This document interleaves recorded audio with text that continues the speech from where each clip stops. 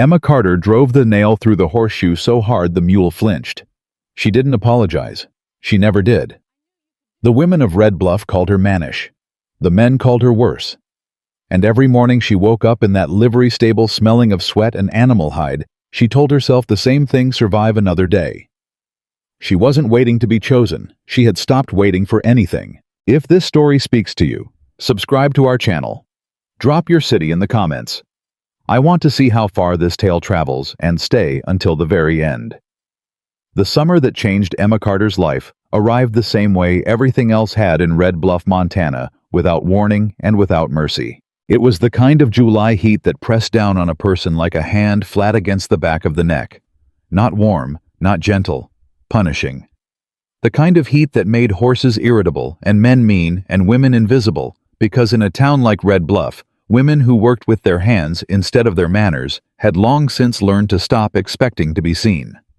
Emma had stopped expecting a lot of things. She was 28 years old, and she had the hands of a woman twice that, calloused at every knuckle, scarred along the left palm from a wire fence she'd grabbed barehanded at 14 to keep a spooked mare from bolting into the road.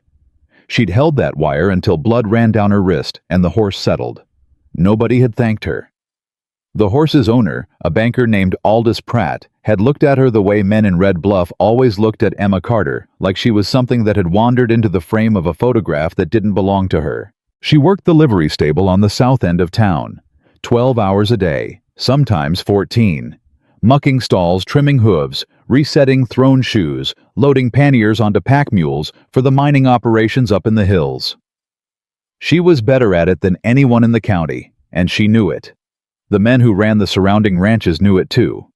They just didn't say so out loud, because saying so would have required acknowledging that Emma Carter was something worth acknowledging. And Red Bluff had made its decision about that a long time ago. She wasn't from money. She wasn't from a family that anyone in town respected. Her mother had died when Emma was 9. Her father had drunk himself hollow by the time she was 12 and spent the next 4 years making sure Emma understood in every way a man could make a child understand that she was a burden he hadn't chosen. When he finally fell from a wagon on a muddy road 3 miles outside of town, didn't get up. Emma had felt something she was still ashamed of. Relief. She'd been working the livery for 6 years after that. She'd learned everything she knew from watching, from doing, from getting kicked and thrown and knocked flat and getting back up because there was no one around to help her, and the horses still needed feeding regardless. She didn't hate Red Bluff. She'd just learned to expect nothing from it. Caleb Morgan came down from the mountain on the 3rd Tuesday of July. He didn't come down often. 4 times a year, maybe 5. Just long enough to buy what he needed, mule feed, gun oil, salt, sometimes rope, and get back to the tree line before the town had time to remember he existed. He'd been running traps on the upper slopes of the Bitterroot Range for going on 7 years. Before that, he'd ranched. Before that, he'd had a wife. Before that, he'd been a different man. He was 34 years old, and he looked older in the eyes. Not in his body. His body was still the body of a man who worked hard in hard country, lean and weathered, and capable of carrying more than any 2 men in Red Bluff put together. But his eyes had the quiet of someone who had already mourned the things most men hadn't even found yet. Her name had been Ruth. She'd been 26 when the fever took her 2 winters past. It had come on fast the way mountain illness always did, and by the time Caleb understood what was happening, there was nothing he could do except stay with her and be there at the end, which he was. He held her hand until it went cold. Then he walked outside, stood in the snow for a long time, and decided not to come down off the mountain again unless he had a reason that couldn't be argued with. He'd kept that decision for 2 years.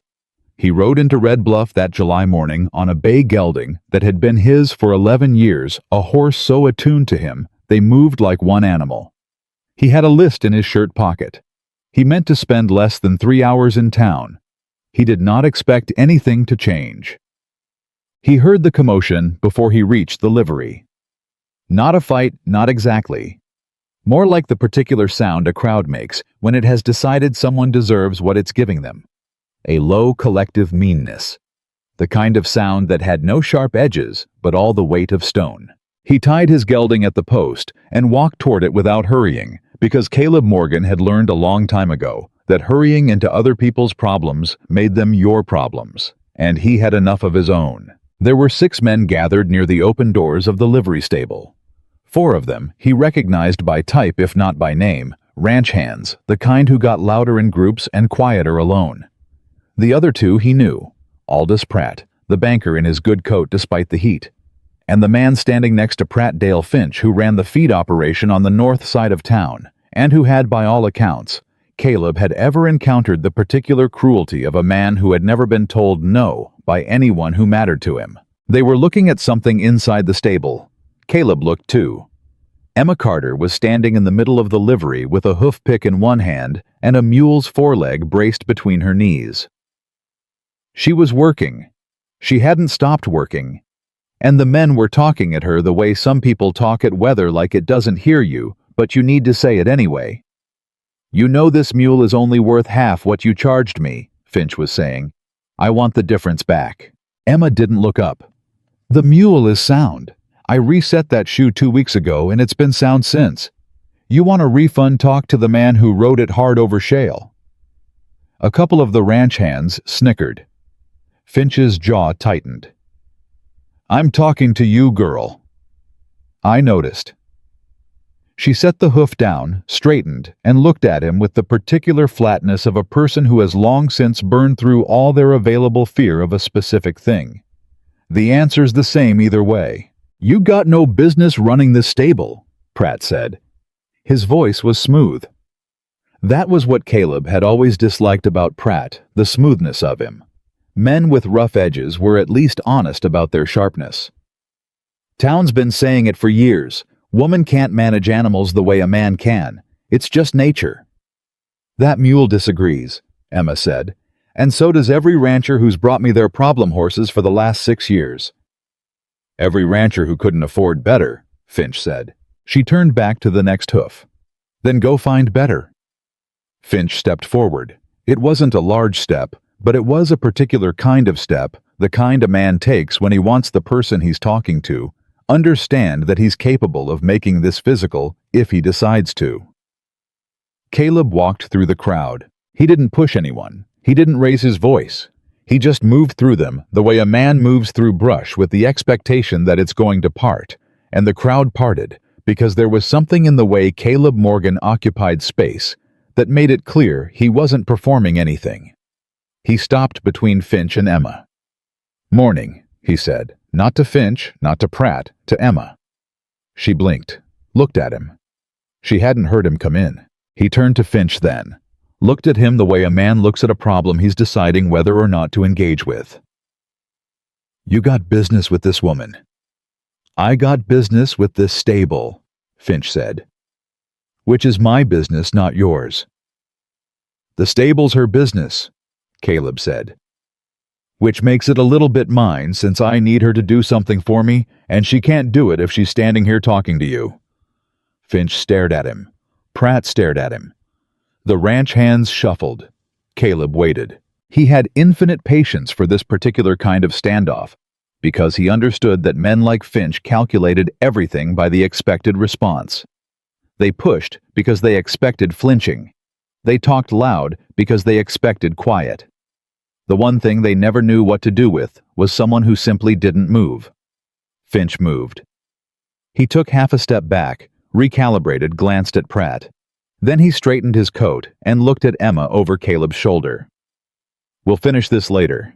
"We already finished it," Emma said. Answer was no. Finch left. Pratt followed and the ranch hands after him. The stable went quiet except for the animals. Emma looked at Caleb for a long moment. She didn't say thank you. He didn't expect it. "What do you need?" she said. 3 mules. Pack ready. I need them able to carry weight at altitude above 8,000 feet. I'm heading back up into the Bitterroots." She set her hoof pick down on the rail and walked toward the far stalls without another word. He followed. She moved through the stable the way people move through places they know better than their own heartbeat. She checked each animal with her hands before her eyes, running her palms along flanks, pressing at haunches, lifting feet, checking eyes. She didn't narrate what she was doing. She just did it. "These three," she said, eventually stopping at a set of stalls. "The gray's got the best lungs, the dun's stronger, but he'll need shoeing before you take him above 6,000. He's starting to show wear on his right rear. The black mule's the one you want for difficult terrain. She's stubborn, but she plants." Caleb looked at the mules, then at Emma. "You're telling me the black's the best one. I'm telling you she'll be the last one standing if something goes wrong, which it will. It always does." He nodded slowly. "How much?" she told him. He reached into his coat for his money pouch. She was already walking toward the tack room. "I'll need a contract," she said over her shoulder. He stopped. "A contract. In writing. Terms of sale. Payment in full before they leave this stable." She came back with a ledger and a stub of pencil. "I've had men ride off with animals and renegotiate the price from the saddle. It happens once before you learn." He looked at the ledger, then at her. "You write contracts yourself." "I write everything myself." She set the ledger on the rail and looked at him steadily. "You have a problem with that?" "No," he said. And he meant it. She wrote. He watched her write. She had the handwriting of someone self-taught, deliberate, careful each letter, like something she'd decided on. She wrote the terms without hesitation. 3 mules descriptions, agreed price, date of payment. His name, her name. She slid it toward him. He read it. He signed it. She signed it, tore the page carefully along the spine, and handed him his copy. "Give me an hour with the Dunn's shoe," she said. He sat down on a hay bale and waited. "Bah!" She worked the Dunn's shoe without speaking to him. He didn't try to fill the silence. That was the thing about working alone for 7 years. You stopped being afraid of quiet. You stopped needing to pad it with noise. He watched her work. She was not a small woman. She was built the way people get built, when their life requires actual physical labor, solid through the shoulders, strong in the back, capable looking, in a way that had nothing to do with how people usually looked in Red Bluff. The town women he'd passed on the street today were corseted and careful. Emma Carter was neither. He found himself thinking, almost against his will, that she didn't look like anyone he'd seen in a long time. He pushed the thought away. He had come down for mules. He had mules. That was enough. But then she set down the Dunn's foot and straightened, and without looking at him, she said, "You're Caleb Morgan." It wasn't a question. "I am." "I heard about your wife." She picked up the next tool without looking up. "I'm sorry." He hadn't expected that. Most people in Red Bluff either didn't bring Ruth up at all, or brought her up with the particular discomfort of people who aren't sure what they're supposed to say. Emma said it the same way. She did everything directly without ceremony. "Thank you," he said. "She came through here once. 3 years ago, maybe. She needed a mare reshod before she rode out to meet you." Emma glanced at him briefly. "She talked about you the whole time. Couldn't shut her up, honestly." Something moved through his chest. He kept his face still. "What did she say?" Emma thought about it. "She said you were stubborn as a mountain, but that you'd given her the first home she'd ever felt safe in." She set down the tool. "That's a good thing to be able to give somebody." He didn't answer for a moment. Then, "Yeah, I reckon it is." She looked at him, then really looked at him for just a second. The way you look at someone when you're trying to figure out if they're going to be a problem. Then she turned back to the work. The hour passed. The Dunn was ready. He paid her. Cash. Exact. She counted it without embarrassment, folded it, put it in her apron. He loaded his supplies onto the mules. She helped without being asked. She knew how to balance a load the way a person knows when you've done it 1,000 times, weight distributed, nothing that would shift knots that would hold at altitude. He was almost ready to go when he stopped. He didn't know afterward what made him do it. Something practical, he told himself. Something logical. He'd been thinking about it all hour. The truth was, and what he'd been thinking was, the mountain was harder than it used to be. The trap lines were longer. The packing was more work than 1 man and 3 mules could do efficiently. He'd managed because he'd had no reason not to manage. But managing wasn't the same as prospering, and he'd had enough of managing. He turned back towards Emma. She was already moving toward the next stall, already back in her work, already unnoticing him the way people get when they've learned not to wait to be noticed back. "Miss Carter," he said. She stopped, turned. "I have a proposition," he said, "and it's not a polite one, so I'll ask you to hear it out before you decide." She looked at him with that flat, waiting expression. "I'm listening. I'm running 6 trap lines above 8,000 feet. Beaver, mink, some fox. I process on site and bring the furs down in the fall. It's a 2-person operation that one person has been doing, which means I've been doing it wrong." He kept his voice level, factual. "I need someone who can handle animals at altitude, pack a load, and not fall apart when things go wrong." "You need a ranch hand," she said. "I need someone who knows mules," he said, "and horses, and who doesn't need to be managed or explained to or looked after." He paused. "From what I've seen this morning, that's you." She stared at him. "I'm offering you a season," he said. "Summer into fall. Equal share of the fur proceeds. You handle the animals, help run the lines, and I keep us provisioned and sheltered." He reached into his coat and held out his copy of the contract she'd written. "I'll sign whatever you want. Same terms as this, in writing. Notarized in town if that's what you need." Emma looked at the paper. She looked at him. "Equal share," she said. "Equal share." "Why me?" It was a reasonable question. He gave her a reasonable answer. "Because you didn't flinch when Finch stepped toward you," he said. "And because you knew which mule to recommend without selling me the expensive one. And because your wife said you gave her the first home she'd ever felt safe in, and Ruth didn't say things she didn't mean." Something crossed her face that he couldn't entirely read. "That's a strange reason to offer someone a season of work," she said. "I'm a strange man," he said. "But I keep my word. You can ask anyone in Red Bluff who's ever done business with me." She was quiet for a long moment. Around them, the stable breathed animals, shifting flies, the distant sound of the town going about its morning. Emma Carter stood in the middle of it all, looking like someone doing a calculation she hadn't been expecting to make that day. "I'll need 2 days," she said finally, "to arrange cover for the stable." "I can give you 2 days, and I want the contract witnessed. Name your witness." She thought about it. "Judge Caldwell. He rides the circuit.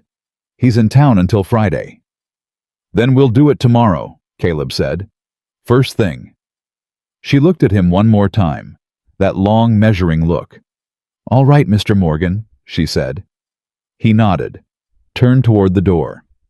"Mr. Morgan?" He stopped without turning. "Why are you really doing this?" she asked. Not confrontational, just straight. The way she did everything. He was quiet a moment.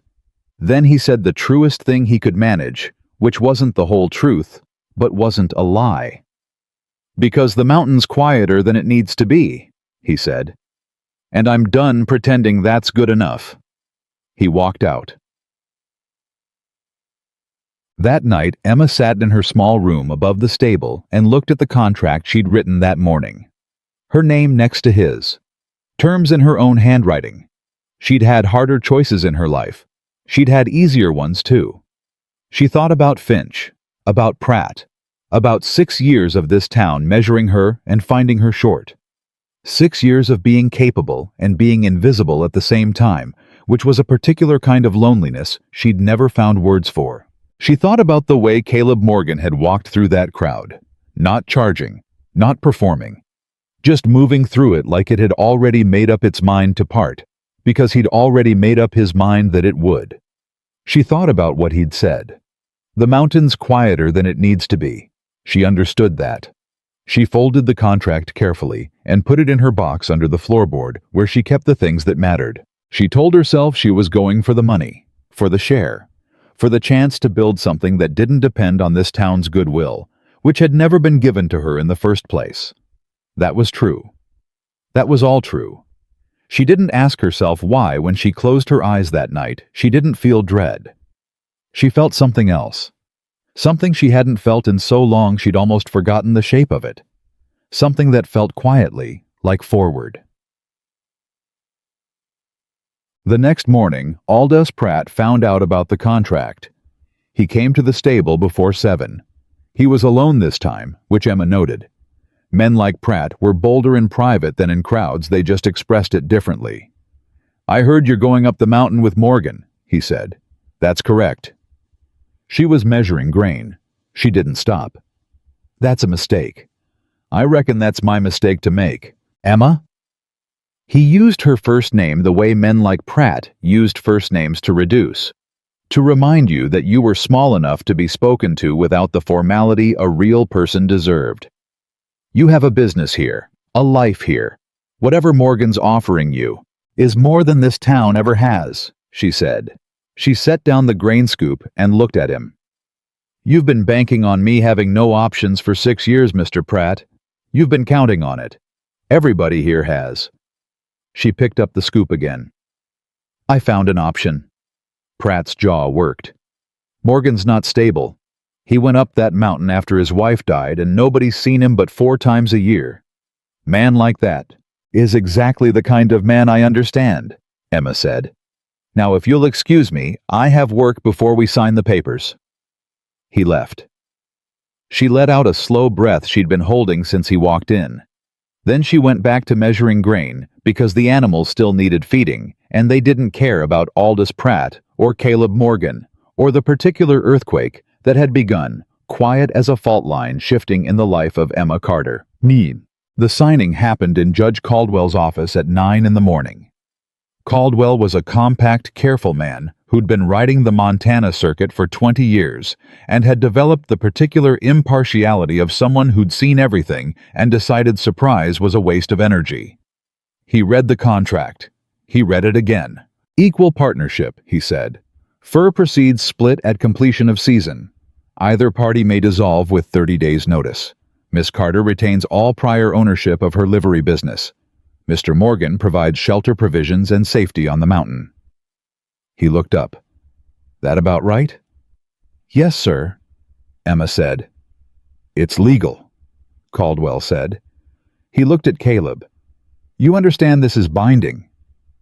"Yes, sir," Caleb said. "She could take half your fur earnings and walk." "That's what I agreed to." Caldwell looked at Emma. "And you understand you're going up into the Bitterroots with a man you've known for approximately 24 hours. "I've known longer men less," Emma said. Caldwell almost smiled. He notarized the document, kept a copy, and handed them each their signed pages. Caleb tucked his into his shirt. Emma folded hers precisely and put it in her coat pocket. Outside, the summer sun was already hammering Red Bluff flat. The street was beginning to fill the morning bustle, the commerce, the ordinary daily noise of a town that had decided it knew what it knew. They stood on the board sidewalk for a moment. "We leave at first light tomorrow," Caleb said. "I'll be ready," Emma said. She turned to go. "Miss Carter." She stopped. "They're going to talk," he said. "The town. About what this looks like. They've been talking about what I look like my entire life," she said. "I stopped caring some time ago." She looked at him steadily. "Does it bother you?" He thought about it honestly, which she appreciated. "No," he said. "I just wanted you to know I was aware of it." She held his eyes for a moment. Something passed between them that neither one would have known how to name.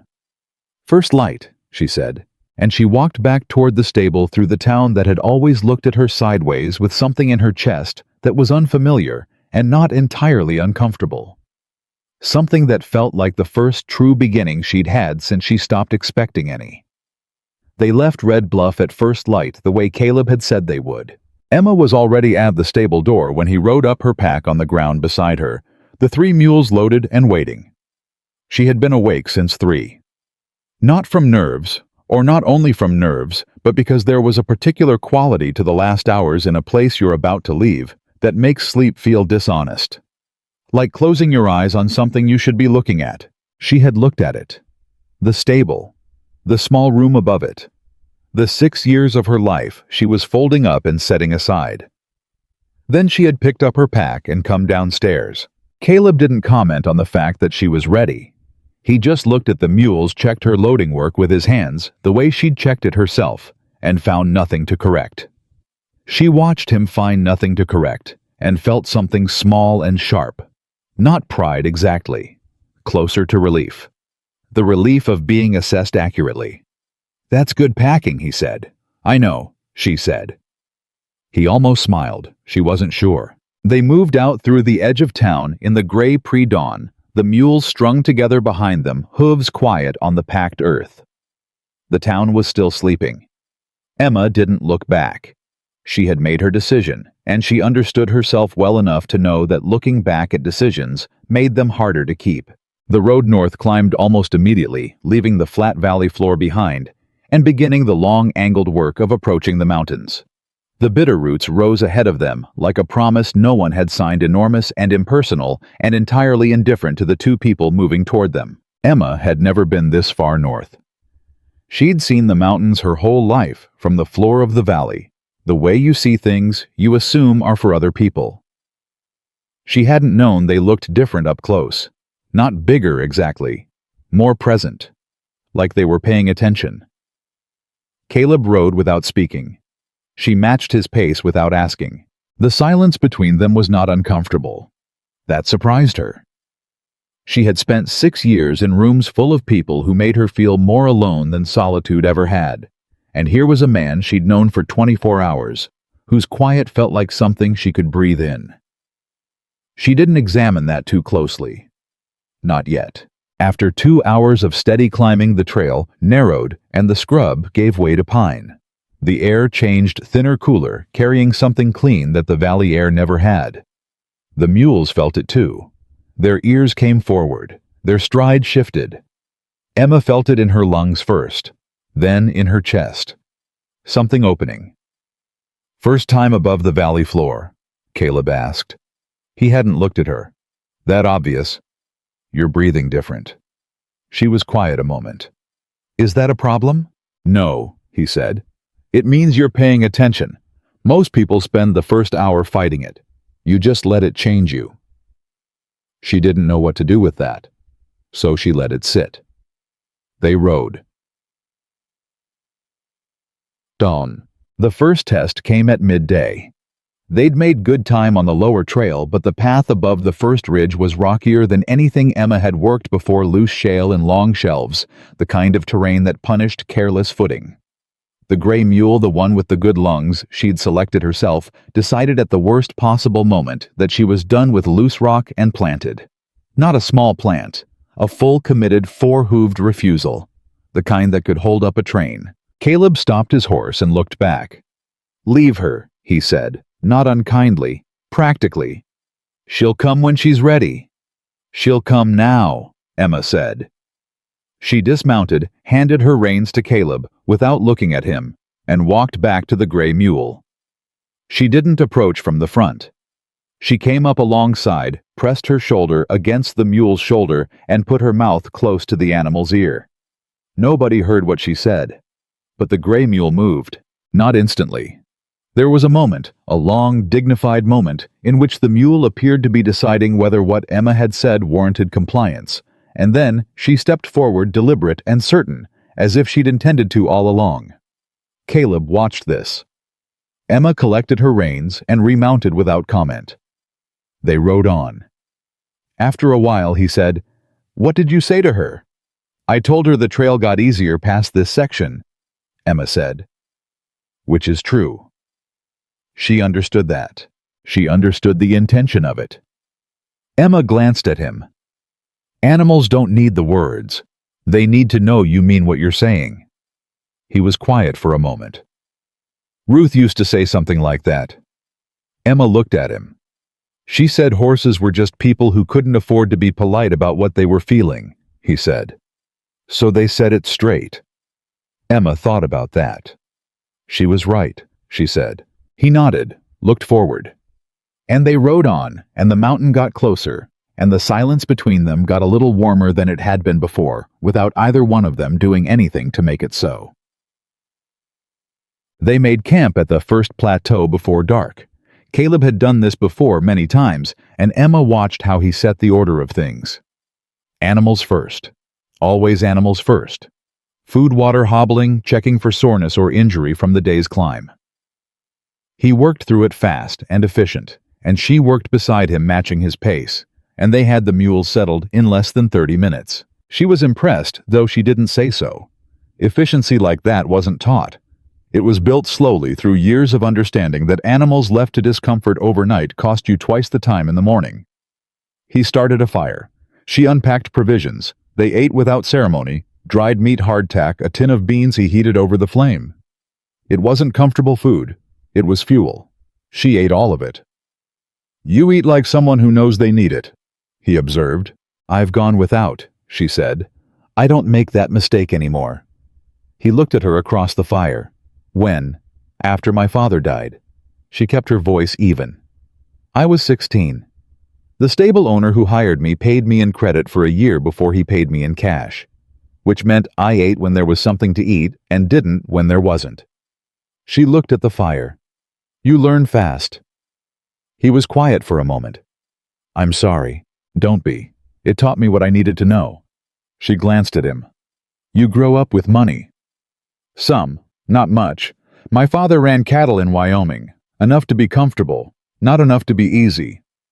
He turned the tin in his hands. "I left at 17. Wanted to find my own place." "Did you?" He looked up at the mountain they'd been climbing all day. "Yeah," he said. "I did."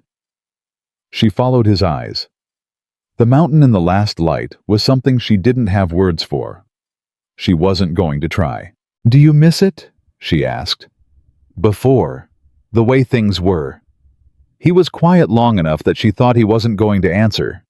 Then, "I miss her. I don't miss who I was when I was afraid of losing her." He set down the tin. "When she was alive, I was always calculating disaster, always trying to stay ahead of the thing that would take her. Then it took her anyway, and I understood that all that calculating was just fear dressed up as planning." Emma looked at him. "I'm not afraid of much anymore," he said. "That's not as good a thing as it sounds." "Why not?" "Because fear keeps you connected," he said. "To things, to people. Without it you can do anything, but you stop caring about whether any of it matters." She was very still. "Does it?" she asked quietly. "Matter the mountain, the furs, any of it." He looked at her directly. "Ask me at the end of the season," he said. She held his eyes. "All right," she said. The fire burned between them, and the mountain held its breath, and neither one of them said anything else, and it was enough. The second test came on day 3. They'd made good progress. The upper camp was another full day's ride, but Caleb had a secondary line he wanted to check on the way a string of traps set 2 months ago along a creek drainage he called the Narrows. Emma came with him while the mules rested, the two of them moving on foot through the pines. The Narrows was aptly named. The trail, if it could be called that, ran along a creek between 2 rock walls close enough to touch on both sides, the creek itself running fast and cold over smooth stone. She moved through it behind him, without complaint. Her boots were good. Her footing was steady. They were checking the third trap when they heard the horse. Not Caleb's gelding, that horse was back at camp. This was something else. A horse moving fast in the timber above them, and fast in rough country, meant something wrong. Caleb had his rifle off his shoulder before Emma had processed what she was hearing. They came out of the Narrows and into the open, just in time to see the horse. A big chestnut, eyes wide and white-rimmed bridle gone moving at a panicked run across the slope above them, and behind the horse scrambling down through the rocks, a man. He wasn't moving well. He was favoring one side, and his shirt was dark at the shoulder. He went down on one knee, got up, went down again. Caleb moved. Emma moved faster. She didn't think it through. That was the thing about emergencies, the thinking happened after.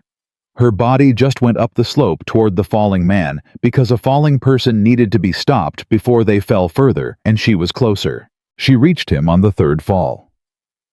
He wasn't old, 30, maybe 35, with a beard going gray at the edges and a wound that was worse than the shirt made it look. He tried to get up when she reached him, and she put her hand flat on his chest. "Stop," she said. "You stop right now." He stopped. "Where are you hurt?" she said. "Shoulder," he managed. "Horse threw me. Rocks." He looked past her toward where the chestnut had gone. "My horse." "The horse is fine," she said with more certainty than she had. "You're not. Hold still."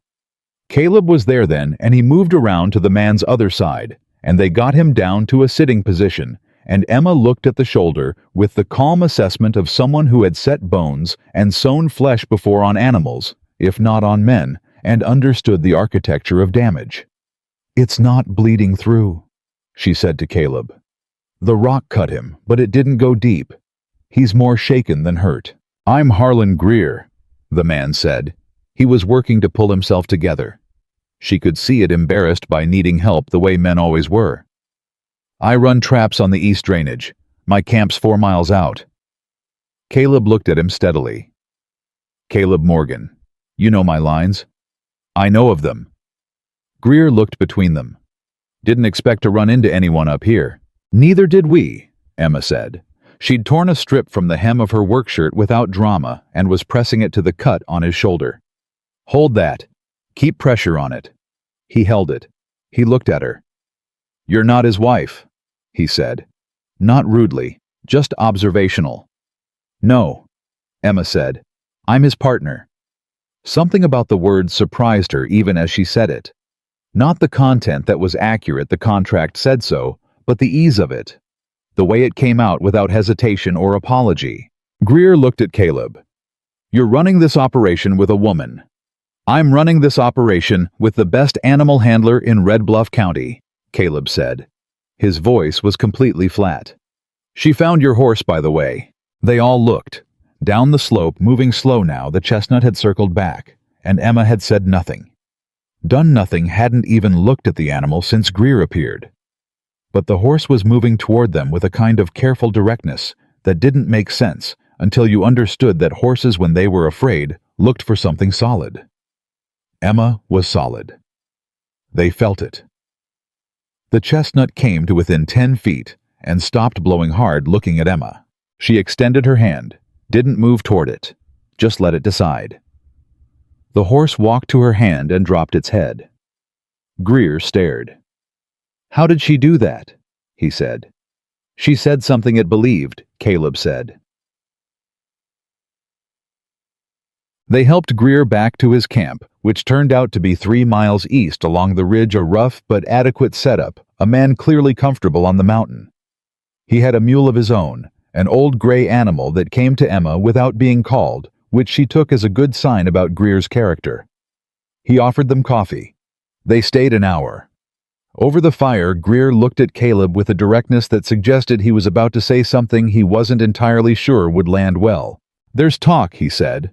"Below, in the valley." Caleb didn't react.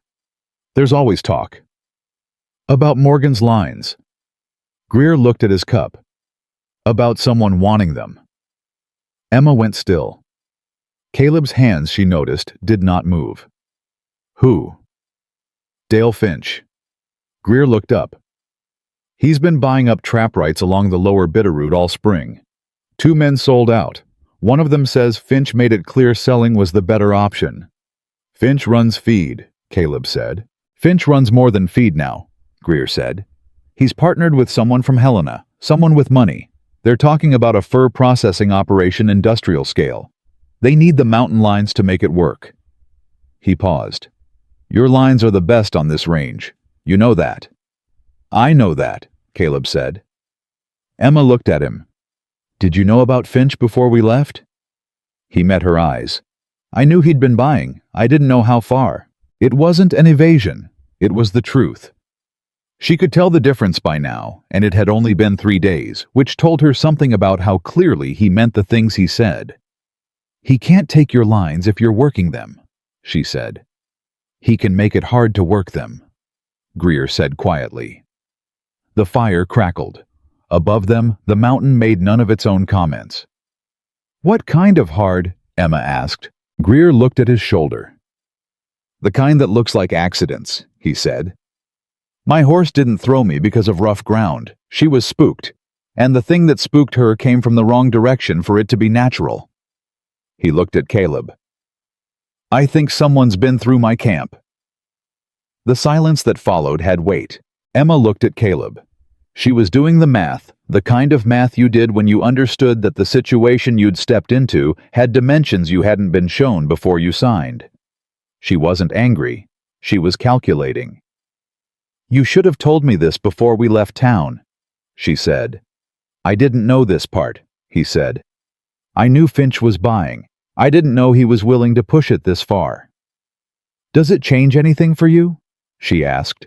Direct, straight, the way she did everything. He looked at her steadily. Does it change anything for you? She held his eyes. No, she said. Something moved through his expression too fast to name. Good, he said. Bye, Dad. They left Greer at his camp and made their way back along the ridge in the last of the afternoon light. Emma walked beside Caleb instead of behind him because the trail was wide enough and she needed to think, and she thought better when she was moving. Tell me the rest of it, she said. The rest of what? Whatever else you know that you didn't tell me before we signed. He was quiet for a count of 5. The line on the north slope, the longest one, runs through a section that Finch has been claiming is disputed territory. He filed paperwork in Helena 2 years ago. Nothing's come of it, but the filing exists. He kept his eyes on the trail. If he pushes the legal angle, it could slow things down. Slow things down or stop things? Slow, he said. I've got the original survey. My claim predates his filing by 4 years. But legal takes time. And in the meantime, we work, he said. We prove continuous occupation. We produce. We make the claim so established that any judge who looks at it sees exactly what it is.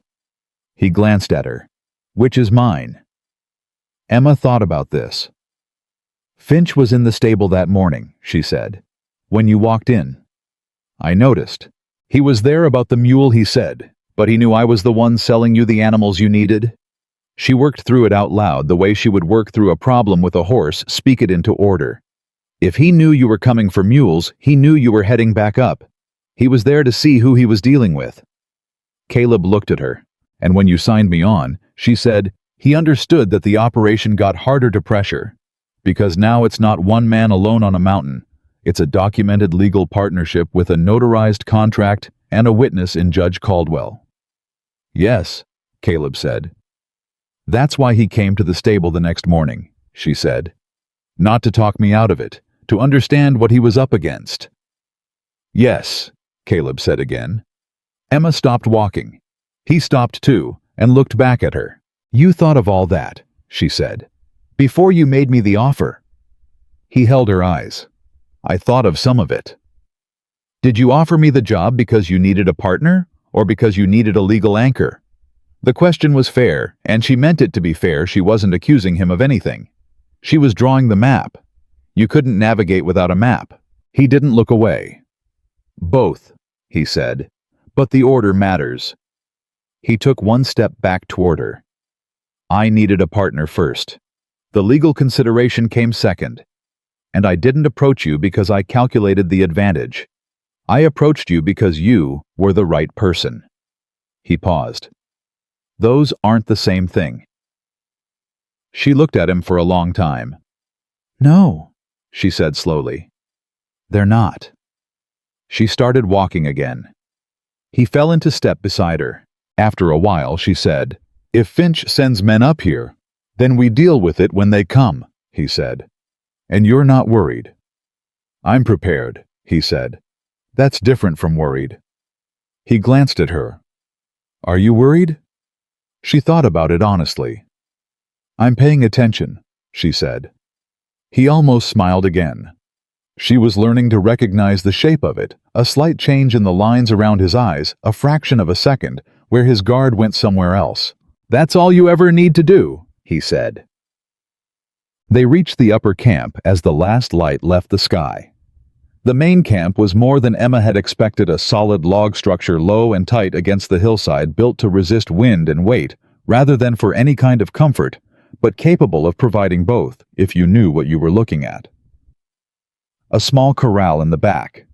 A cash box elevated above ground on iron posts. A fire ring with a permanent stone surround. Someone had built this with years in mind. She stood in the door of the cabin and looked at the interior. Small. Functional. 2 built-in bunks along the far wall. A stove. A work table. Shelves with tools and supplies that were organized the way a man organized things when he knew exactly where everything needed to be because his life might depend on locating it fast. "It's a good camp," she said. "It does what it needs to," he said. She turned around. He was bringing the last of the mule loads in from the corral, moving easy despite the long day, because people who lived at altitude moved differently. They spent less energy performing capability and more actually having it. "I'll take the top bunk," she said. He glanced at the bunks. "You sure top's colder." "I sleep warm," she said. He nodded and set down the load.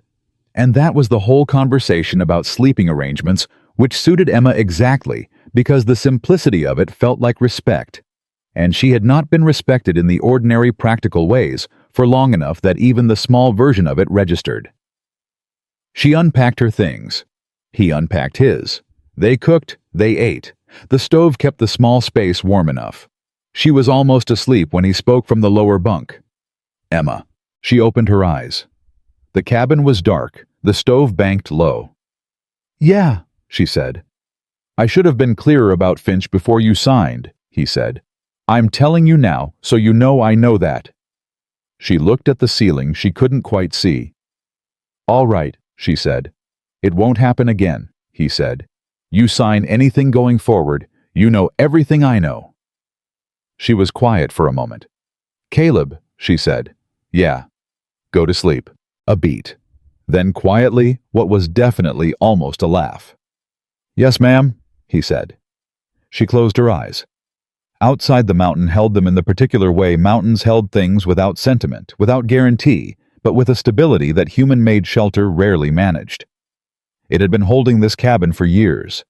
It would hold it through whatever came next.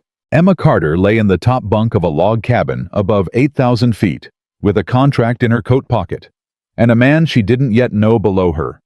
And she thought about the morning she'd driven a nail through that horseshoe so hard the mule flinched. She'd done it on purpose. Not from anger, from grief. From the particular heaviness of another day, in a place that had decided she didn't count. She didn't feel that heaviness tonight. She wasn't sure what she felt instead. But it was lighter, considerably lighter. And somewhere down the mountain, she was almost certain Dale Finch was sitting in his office doing math that Emma had already done faster and better. She had a notarized contract. She had a man who kept his word. She had 3 good mules and a mountain that was already slowly beginning to feel less like someone else's territory. She had something she hadn't had in 6 years. A foothold. She intended to hold it. They had been on the mountain 11 days when the first man came. Emma heard him before she saw him. She was running the east line alone that morning. Caleb had taken the north drainage to check a trap that had been sprung wrong 2 days prior. And she was moving through the timber with the particular quiet she'd developed over the past week and a half. The kind of quiet that wasn't absence of sound but presence of attention. The horse coming up the trail was being ridden by someone who didn't know this mountain. She could tell by the rhythm of it too fast for the terrain, the animal uncertain under a rider who was pushing instead of listening. Amateur work. Dangerous work above 8,000 feet. She stepped off the trail and waited. The rider came through the pines and pulled up hard when he saw her standing there. Young mid-20s maybe. Ranch hand clothes, new boots that hadn't been broken in, right a rifle in the scabbard that he hadn't thought to reach for because he hadn't expected to need it. He'd expected to find a camp, not a woman standing in the middle of a mountain trail looking at him like he was the one who was lost. "Ma'am," he said, catching himself. "You're on private trap line," Emma said.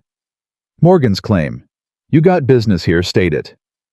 He blinked. Reset. "I'm looking for Mr. Morgan." "He's not here. I'm his partner. You can say it to me, or you can ride back down and say it to nobody." The young man shifted in the saddle. He had the look of someone delivering a message he hadn't written and wasn't sure he believed.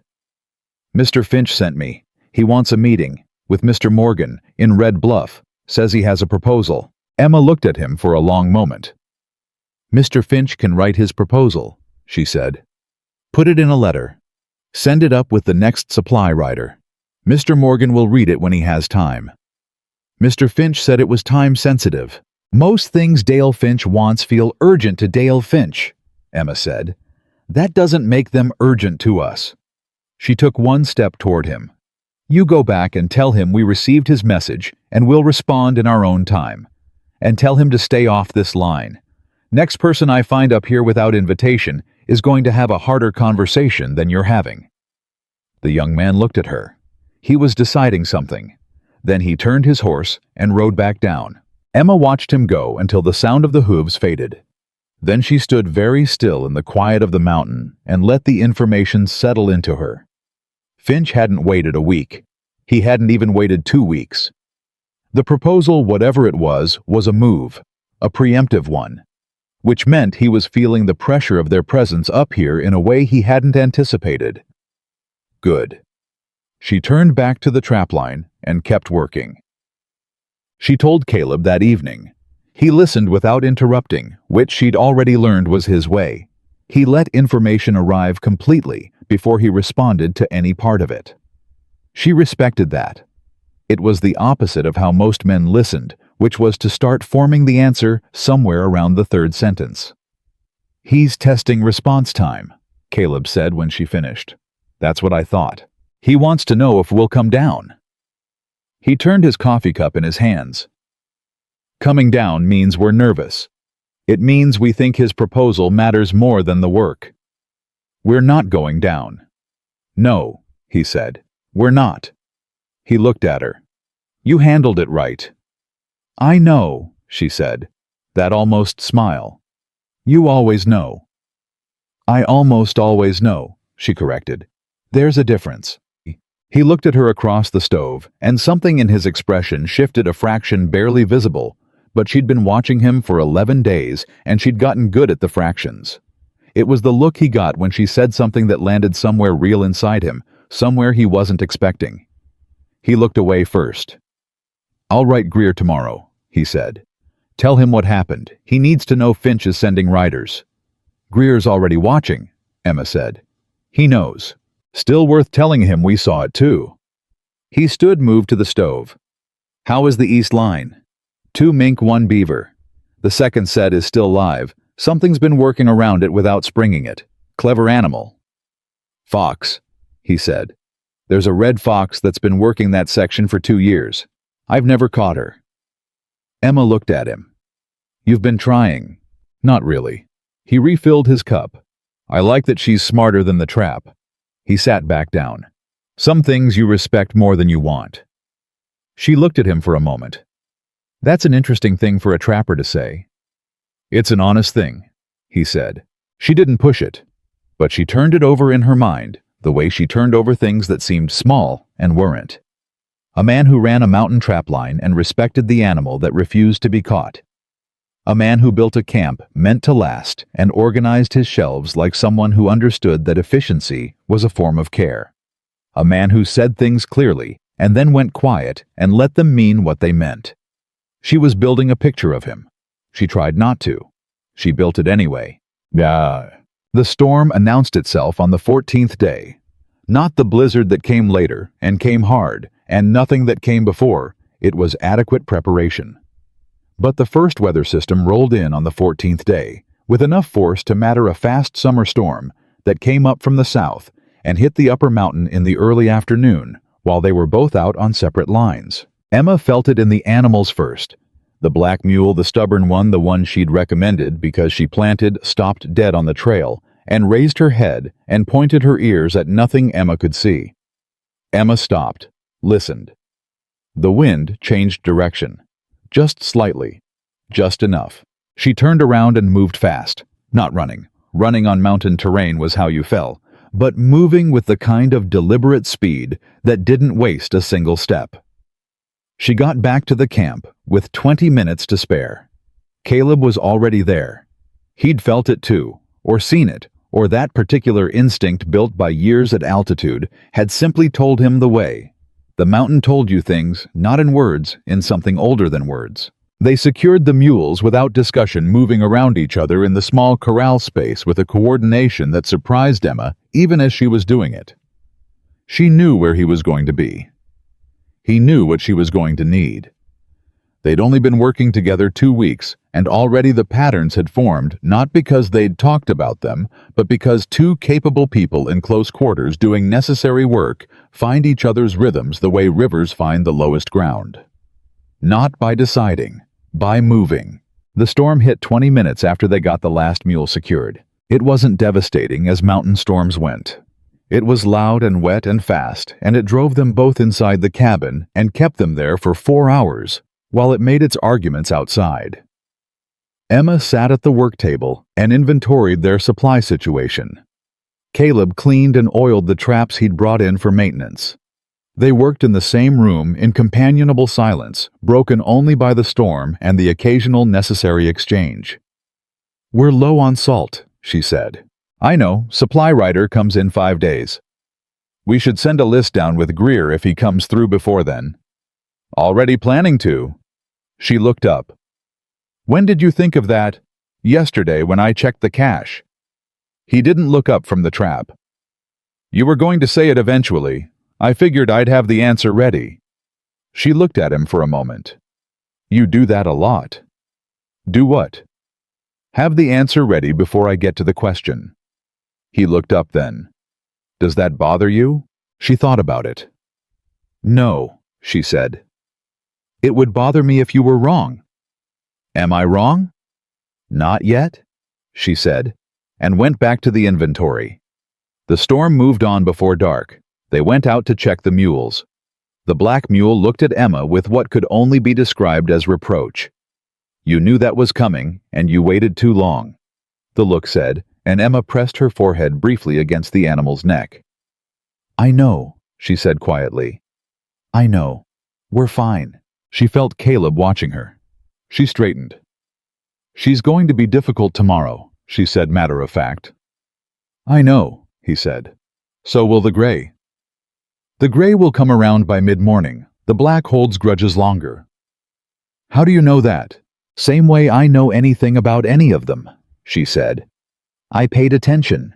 She moved past him toward the cabin. "There's a difference between an animal that's afraid and an animal that remembers. The black remembers. You have to respect what she's telling you even when it's inconvenient." He turned to follow her. "You talk about them like they're people." "They're not people," she said.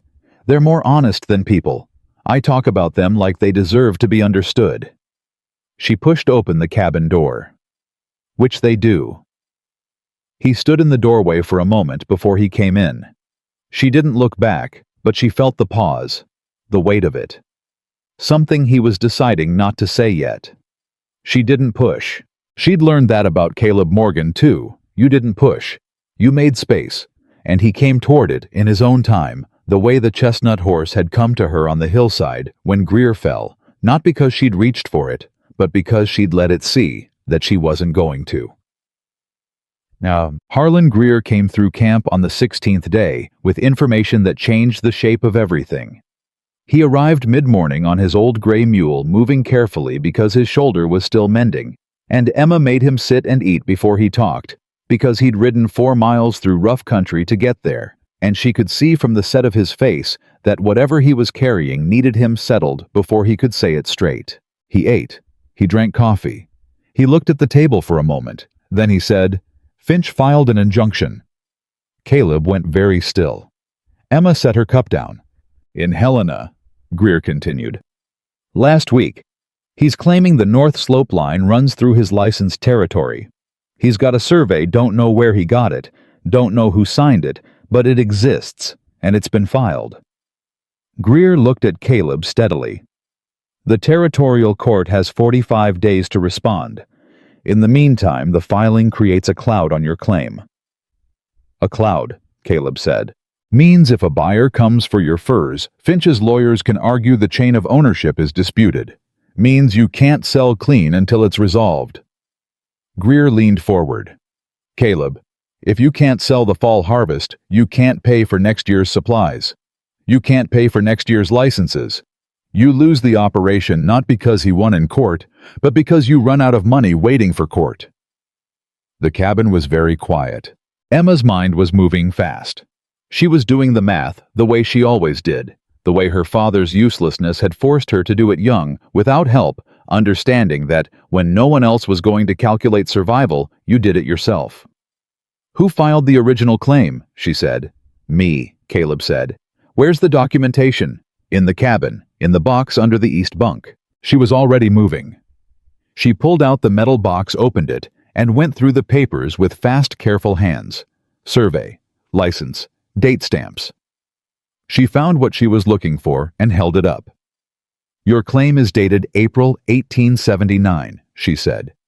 What date is on Finch's filing? Greer pulled a folded paper from his coat. A copy, someone in Helena had given it to him, or he'd paid for it, she didn't ask. She took it and read. March 1881, she said. 2 years after yours, Caleb said. 2 years after yours, she confirmed. His survey can't supersede your original claim unless he can prove your claim was fraudulent or abandoned. She looked at Caleb. Has anyone been working this line continuously for the past 7 years? Yes, he said. You have records. Sale receipts. 4 years of fur broker receipts from the Helena market. License renewals every 2 years. He was watching her. They're in the box. She went back to the box, found them, spread them on the table in chronological order, oldest to newest. Continuous occupation, she said. Documented commercial use. Original survey, predating his claim by 2 years. She looked up. Any lawyer worth hiring in Helena can walk into that territorial court and have the injunction dismissed in 30 days. Greer looked at the papers, then at Caleb. That's if you can get to Helena, and if you can afford the lawyer. What's the cost? Emma asked. Greer named a figure. Emma looked at the inventory of furs they'd already accumulated in 16 days. Then at Caleb. We sell what we have now, partial harvest, enough to cover the legal cost and travel. Selling now means lower prices, Caleb said. Summer furs aren't worth what fall furs are. Fall furs aren't worth anything if we can't prove ownership before the injunction clouds the title, Emma said. A smaller profit on a clean sale is better than a full harvest we can't move. She held his eyes. You know I'm right. He was quiet for a long moment. I know you're right, he said. Then we send Greer down with the early inventory. He finds a buyer in Red Bluff, not Finch's man, someone independent. We get cash. You ride to Helena, file a response, retain a lawyer. She looked at Greer. Can you move the furs? I know a buyer in Missoula who'll deal fair, Greer said. He's independent, no Finch connection. How fast can you get there? 3 days down and back if I push. Then we have 2 weeks before the injunction period matters, Emma said. That's enough time. Greer looked at Caleb with an expression Emma couldn't fully read, something between respect and surprise, like a man watching a card player turn over a hand he hadn't seen coming. She's good, Greer said. I know, Caleb said. He wasn't looking at Greer, he was looking at Emma. And the way he was looking at her, not like a partner reviewing a strategy, not like an employer evaluating an employee, but like a man looking at something he hadn't known he'd been missing until it was right in front of him, made her look away first. She gathered the papers, organized them, kept her hands busy. We need to make a copy of everything before Greer takes it, she said. Her voice was steady. In case anything is lost on the road. I have a ledger, Caleb said. He was still watching her. I'll start copying now. Greer left before noon. They spent the afternoon making copies, working at the same table close enough that their shoulders were occasionally within an inch of each other, and neither of them commented on it. Emma wrote. Caleb wrote. The stove burned low because neither of them stopped to add wood until Emma noticed the temperature dropping and stood up and added it herself, and when she sat back down, Caleb said without looking up from the page, "Thank you. You would have noticed in 10 minutes," she said. "Probably 8, he said.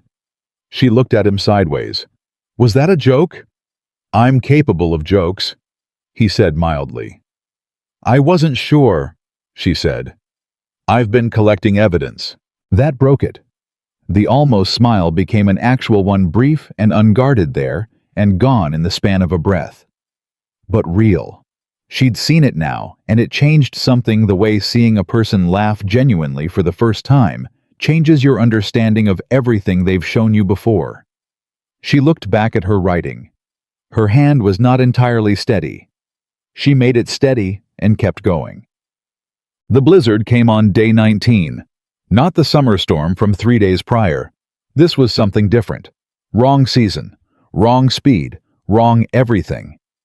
It came from the northwest in the black hours before dawn, and it came with the silence that preceded genuine danger, the particular hush that fell when the mountain decided to remind you what it was. Emma woke to that silence. She was down from this top bunk before she fully understood why, moving on instinct, her body making the decision her sleeping mind hadn't yet processed. She pushed open the cabin door. The cold hit her like a wall. Not summer cold, not altitude cold. This was the cold that belonged to February to January, to the deep months when this mountain shed everything unnecessary and became purely itself. It had no business being here in July. The mules. She was already moving. She crossed the distance to the corral in the dark, moving by feel and memory, and found them by sound, the particular distress sound that animals made when the temperature dropped wrong, and they knew it before the humans did. The gray was already pressing against the fence. The black was circling. The dun was standing with his head low, which was worst of all. A mule with his head down in bad cold was a mule conserving what heat he had left. "I'm here," she said, and her voice was completely steady because she needed them to hear steady. "I'm here. I've got you." She went for the dun first. Got him moving, not far, just enough to break the conserving posture enough to make his body work and generate heat. Then the gray. Then the black, who tried to bite her, and she let the attempt pass without reacting.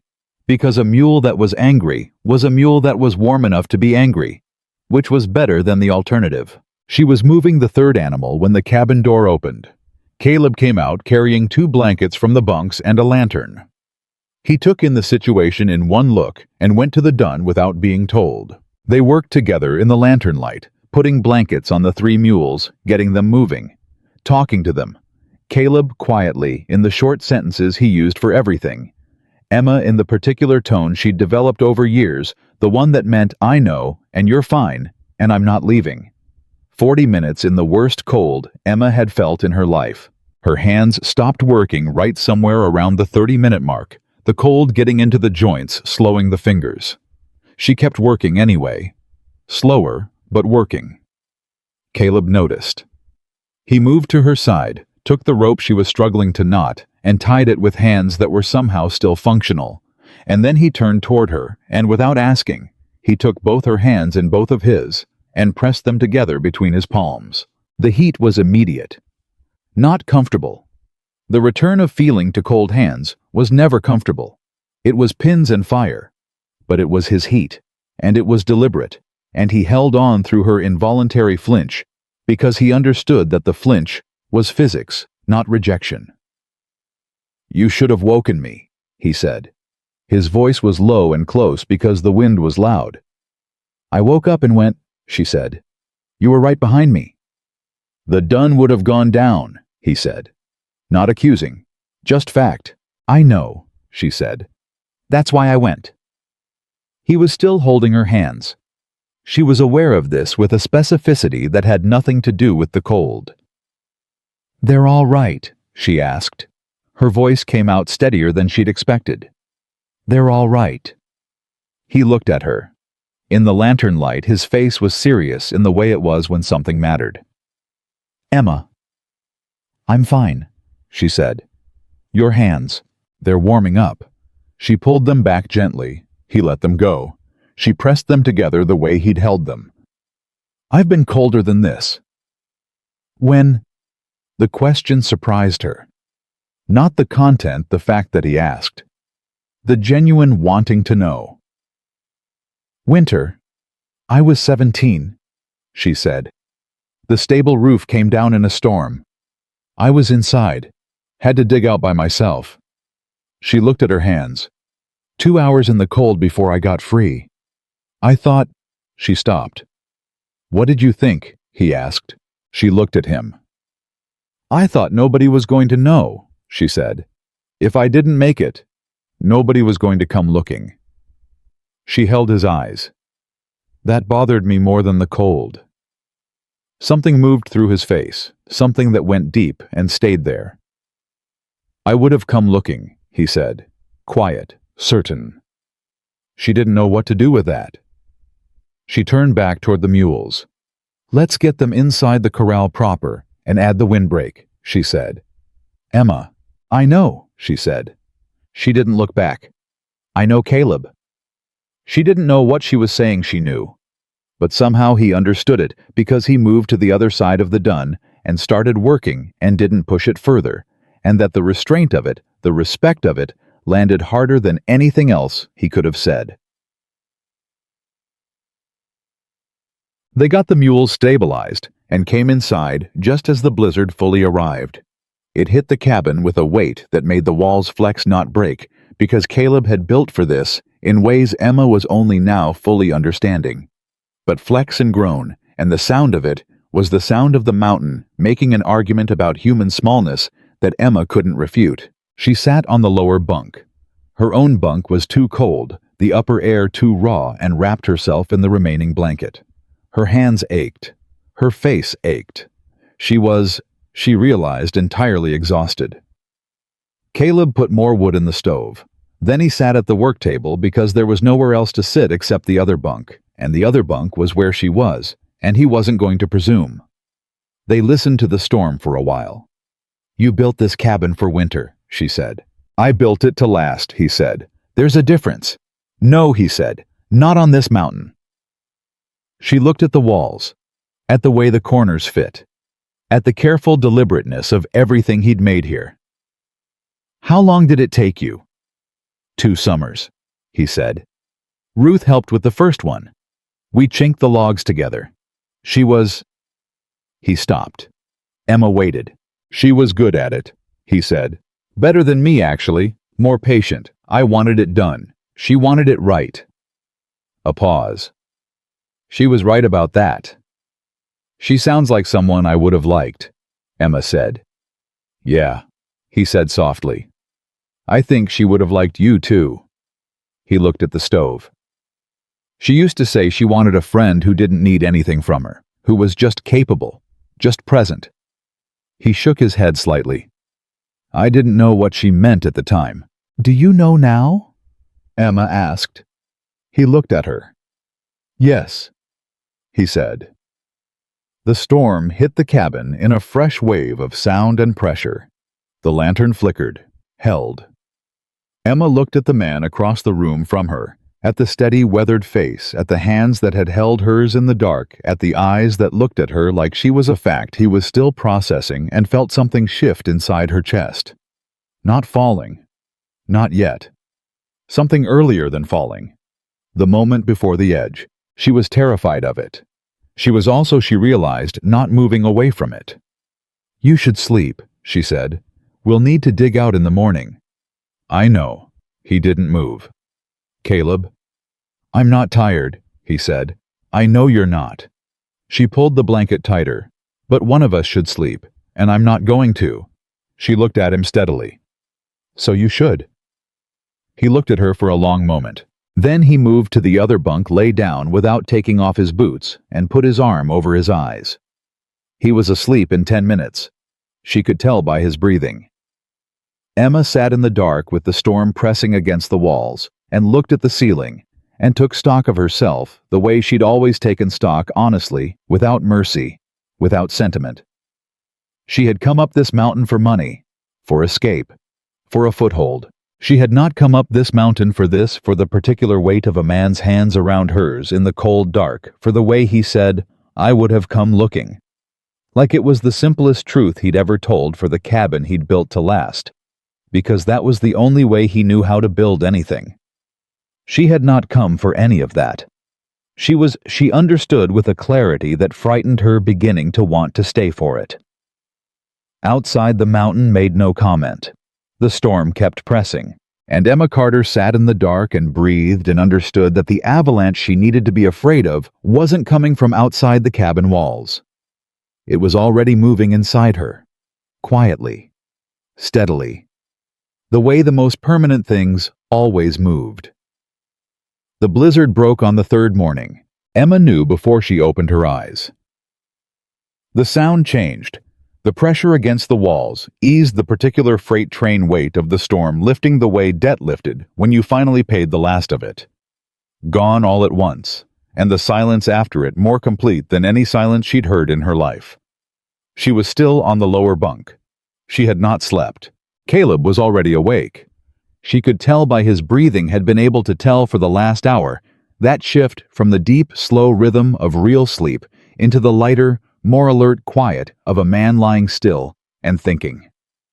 Neither of them said anything for a while. The stove had burned low again. The cold in the cabin was the honest cold of a space that needed tending, not the killing cold of the night before. Emma got up first, added wood to the stove, put water on. She heard him sit up behind her. "How are your hands?" he said. "Fine," she said. She held them up briefly without turning. They were fine stiff at the first knuckle of the left hand where the cold had gotten deepest but functional. She'd had worse. "Emma, I said they're fine, Caleb." She turned then because she knew the particular tone he used when he was going to be persistent, and it was easier to meet it head on. "I need to check the mules. Then we need to dig the supply cache out and do an inventory on what the storm shifted. Then I want to look at the east line. The trap sets in the lower section may have been buried." He looked at her. "Yes," he said. "All right." She went to check the mules. They were better than she'd feared. The blankets had held.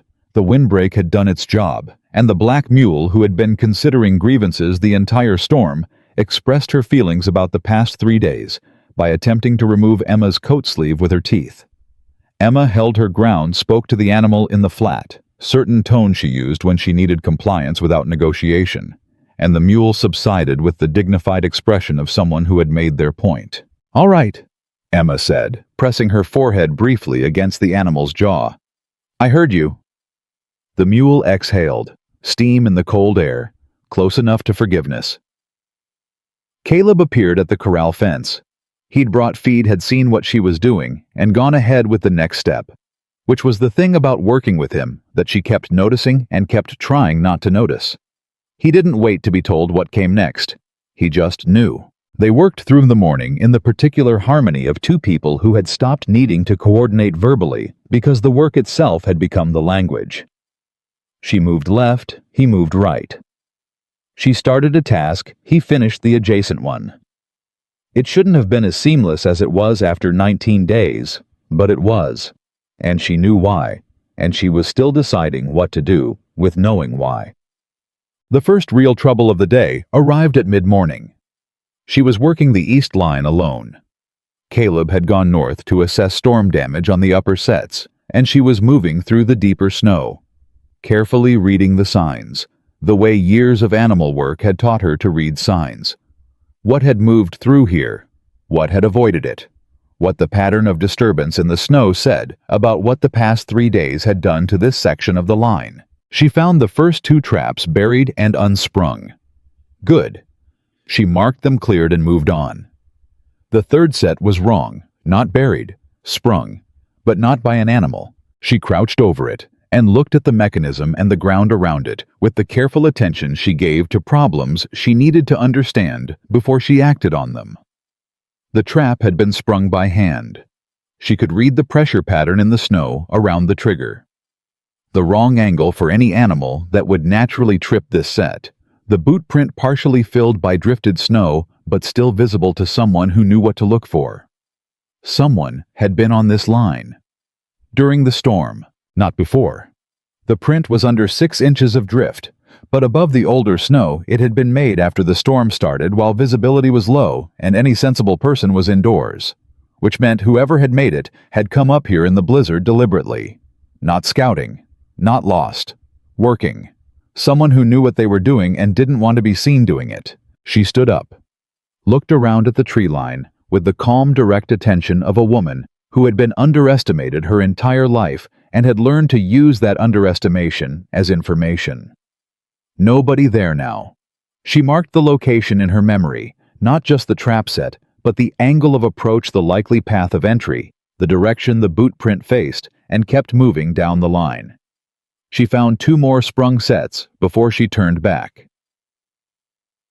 Caleb was already at the cabin when she returned. He'd made better time on the north line than expected, which meant less storm damage than they'd feared, which was one good piece of news in a morning that needed it. She told him what she'd found. He listened without moving. That particular stillness of his, the one she'd learned, was not absence, but concentration, every part of him attending. 3 sets, he said. 3 that I found, she said. There may be more on the section I didn't reach. Direction of approach. From the east ridge, not the main trail. Someone who knew there was a secondary access. She looked at him steadily. Someone who's been up here before. Or someone who was told, he said. Finch's man, she said. Or one of them. He stood up. The rider who came 3 days ago.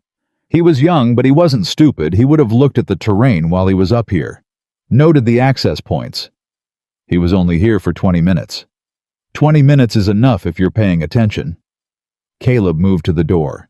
I need to check the north cache. If they came in from the east ridge, they might have scouted the whole perimeter. Wait, she said. He stopped. If they interfered with the cache, that's not scouting anymore, she said. That's sabotage. And if it's sabotage, we need documentation before we touch anything. She pulled her coat back on. I'm coming with you. He looked at her for a count of 3. All right, he said. The north cache was intact. She let out a breath she hadn't fully acknowledged holding. Caleb checked the lock. Checked the foundation posts. Checked the ground around it for the same signs she'd read on the east line. Nothing. Whoever had been up here had focused on the trap line rather than the supply stores, which told her something. They're not trying to starve us out, she said. No, he said. They're trying to reduce the harvest. Make the season unprofitable.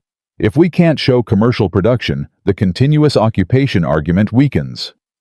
They're fighting the legal case through the trap line, she said. Smart, he said with a flatness that made clear he was not complimenting Finch. Emma turned it over in her mind. We need to document every sprung set. Date, location, evidence of interference. Written record. She looked at him. If this goes to the territorial court, we want to walk in with a sabotage claim alongside the ownership claim. That makes Finch a criminal, not just a litigant, Caleb said. It makes whoever he sent up here a criminal, she said, and whoever sent them responsible. She held his eyes. He pushed this from a legal inconvenience to something else. We should make sure the court knows that. Caleb was very still. You think like a lawyer, he said. I think like someone who's been on the wrong side of unfair for a long time, she said. I know what the weapons are. I just never had the standing to use them before. Something moved through his face, the same depth she'd seen last night in the lantern light when she'd told him about being 17 and alone in the cold and afraid that nobody would know. You have standing now, he said quietly. She held his eyes. I know, she said. They spent that afternoon building a written record. Emma wrote, and Caleb dictated the details of every anomaly they'd observed since arriving on the mountain. The rider, the sprung traps, the boot prints, the timing relative to the storm. She wrote in the same deliberate hand she'd used on their original contract, each fact stated plainly without embellishment, because plain facts were harder to argue with than decorated ones. Caleb watched her write. She was aware of him watching. She didn't comment on it. You write better than most men I've dealt with in business, he said. I taught myself, she said without looking up. When I was 12. My father couldn't read. She turned the page. I understood early that if I couldn't put something in writing, nobody was going to do it for me. What did you write first? She paused. A letter, she said. To the county land office. About the stable my father had a verbal agreement on. When he died, the owner tried to deny the agreement. She kept writing. I was 16. I wrote the letter myself. Referenced the county statutes I'd found in the courthouse library. She turned to the next item. The owner honored the agreement. The cabin was quiet except for the scratch of the pencil. You won that by yourself, Caleb said. I had no one else, she said. And that's the only time you've had to fight like that. She looked up, met his eyes. No, she said simply. He held her gaze. Something in his expression was she didn't have a precise word for it. Not pity, not admiration exactly. Something between those two things that had a different name she wasn't ready to find yet. He looked back at the table. What do you need from me to finish the record? The dates of your license renewals, she said. And the names of anyone who witnessed your continuous occupation of this claim. Anyone who can corroborate. Greer, he said immediately. He's been on this range for 5 years. He's seen me working these lines every season. Anyone else? The supply writer. His name is Tom Packard. He's been making this run for 3 years. He can testify to delivery dates and quantities. He paused. And the fur broker in Helena. 4 years of receipts with dates. That's strong, she said. She wrote the names. That's very strong. Will it be enough? She looked at what they'd assembled. The original claim, the license renewals, the fur sale receipts, the sabotage record, the witness list. She looked at it the way she looked at a horse before she declared it sound, not hoping it was enough knowing it was. Yes, she said. He exhaled. Just slightly. She noticed because she'd learned to read his small signals the way she read animals. Not the large declared things, but the tiny involuntary ones that said what was actually true. He had been more worried about this than he'd shown. She had known that. She hadn't commented on it because he was working through it the way he worked through everything internally steadily without asking anyone to carry it for him. She respected that. She also understood with the particular clarity of someone who had spent her whole life carrying things alone that carrying everything alone was not strength. It was just loneliness with a more dignified name. She put her pencil down. Caleb, she said. He looked at her. When you decided to come down from this mountain this summer, she said carefully, the mules, the supplies, all of it, were you planning to fight Finch alone? A pause. Yes, he said. And you thought you could? I thought I'd manage, he said. The distinction he'd made before she remembered. Managing wasn't prospering. You were going to lose, she said. Not cruelly, just clearly. He didn't deny it. Probably, he said. The legal costs alone would have... He stopped. Would have finished you, she said. Yes. She looked at the table, at the documents between them. And now, he looked at the same documents, at what they'd built together in 3 weeks from contract paper and pencil, and the accumulated evidence of a life honestly lived on this mountain. Now, he said slowly, I think we're going to be all right. She looked up. He was already looking at her. We, she said quietly. We, he said. No hesitation. She looked back at the paper. Her hand was doing the thing again, the not quite steadiness that she made steady by deciding to. She picked up the pencil. Then let's finish this, she said.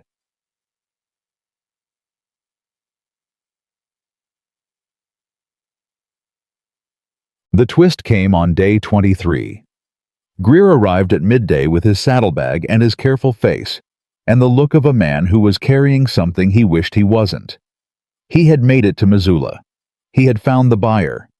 He had sold the early harvest at the reduced summer price, which was exactly what they'd planned, and the cash was in the saddlebag, which was good.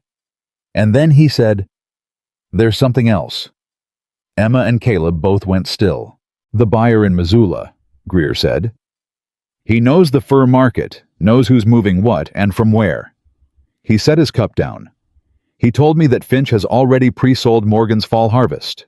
Forward contract, signed 3 weeks ago. The room went completely silent. He can't pre-sell what he doesn't own, Emma said. He pre-sold what he intends to own, Greer said. There's a buyer in St. Louis. Large operation. They've put money down on the expectation that Finch will control these lines by October. His voice was careful and flat. If Finch wins the injunction, or if the case drags long enough that Morgan can't operate, the St. Louis buyer takes delivery of whatever Finch produces from these lines under his claimed title. Caleb stood up.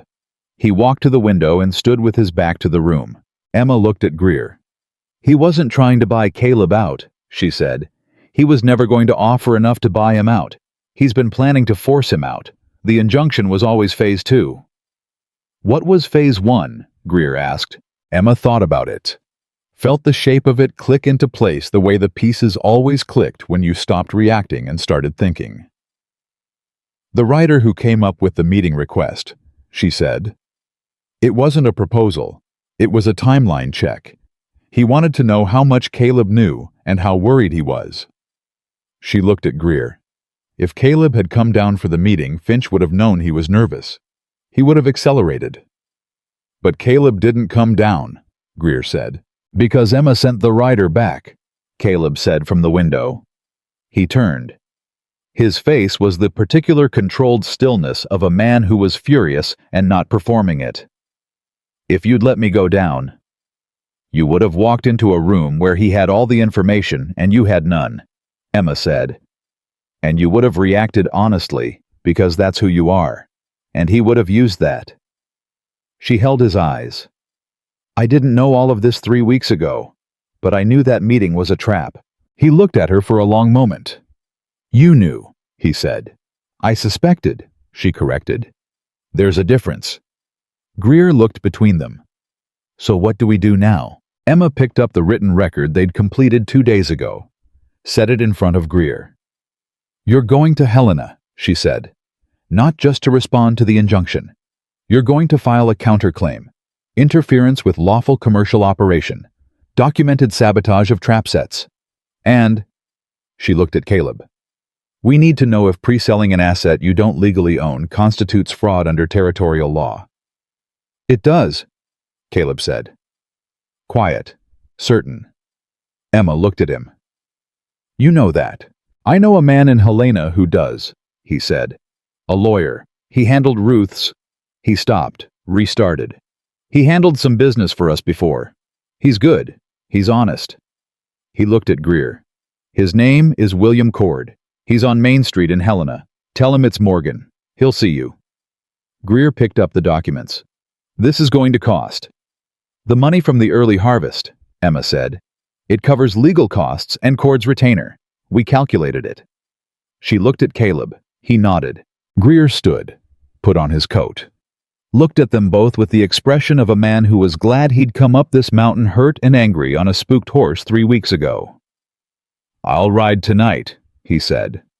I'll be in Helena in 4 days. Be careful on the East Ridge, Emma said.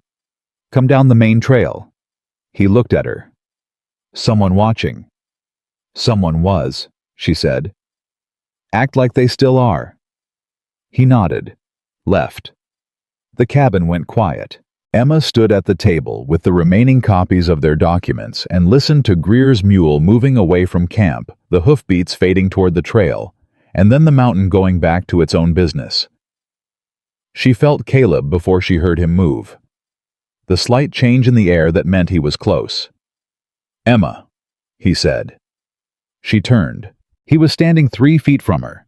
His expression was open, unguarded in a way she'd seen only twice before, once in the dark during the blizzard, and once in the moment on the slope when he'd held her hands. He had the look of a man who had decided to say something and wasn't going to take it back. I need to tell you something, he said. She waited. When I walked into the livery that morning, he said, I was down from the mountain because I needed supplies. That's true. But I'd been telling myself I needed to come down for 6 weeks and finding reasons not to. He held her eyes. I didn't know why I finally did. Until I saw you put that horseshoe nail through that hoof and not apologize for it. He paused. I think I came down because I was ready to stop managing. She was very still. And I hired you because you were right for the work, he continued. That's true. Every reason I gave you that morning was true, but it wasn't the whole truth. He looked at her with the directness that she'd understood for a long time now, not distance, but its opposite, a man so unwilling to be dishonest that he'd rather give you silence than pretend. The whole truth is that I looked at you, and I thought that's someone I don't have to be afraid for. Her throat tightened.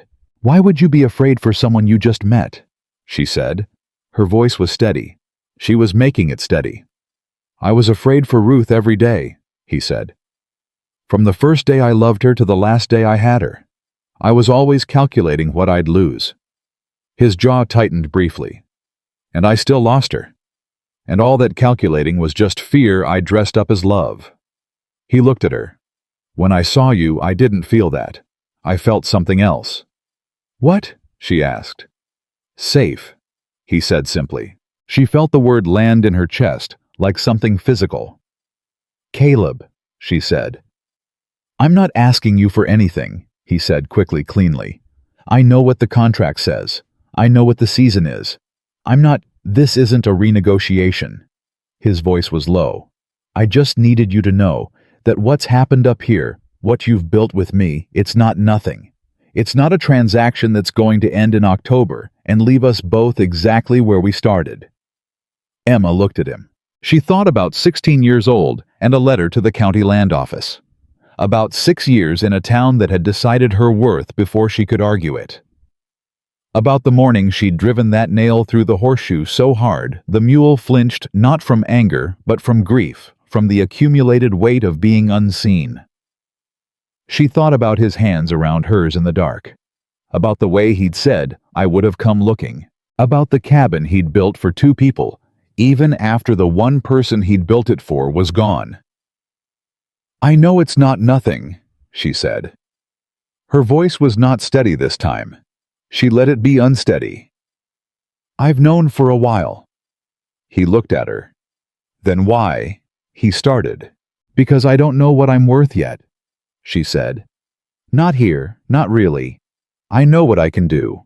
I know how I work. But worth is different from usefulness. And I've been useful my whole life, and I've never once been. She stopped, restarted. I need to know that what I feel up here is real, and not just relief. Not just someone finally seeing me and me mistaking that for something more. He was quiet for a long moment. That's a fair thing to need to know, he said. I'm not saying no, she said quickly, and she felt her face do something she couldn't entirely control. I'm saying give me the rest of the season. He looked at her steadily. Emma Carter, he said, I have been waiting for you my whole life without knowing what I was waiting for. He said it the same way he said everything plainly without performance. I can wait until October. She felt the tears come, and she didn't hide them, because she had stopped hiding things up here, had left that habit somewhere below the tree line. She blinked them back, but she didn't pretend they hadn't been there. All right, she said. All right, he said. He stepped back to his side of the room, which she understood was a gift, the space to feel what she was feeling, without it being witnessed at close range by the person who'd caused it. She appreciated that more than she could have said. She turned back to the table, picked up the papers. We need to prepare for the possibility that Finch sends someone up here again before Greer gets back from Helena, she said. I know, he said. His voice was steady. Back to the work, but warm now. Something in it that hadn't been there before, or that had been there and was now permitted to be. If someone comes up that east ridge, we see them first, he said. We know the terrain and they don't. And if they're not just scouting, he looked at her. Then we deal with what they are.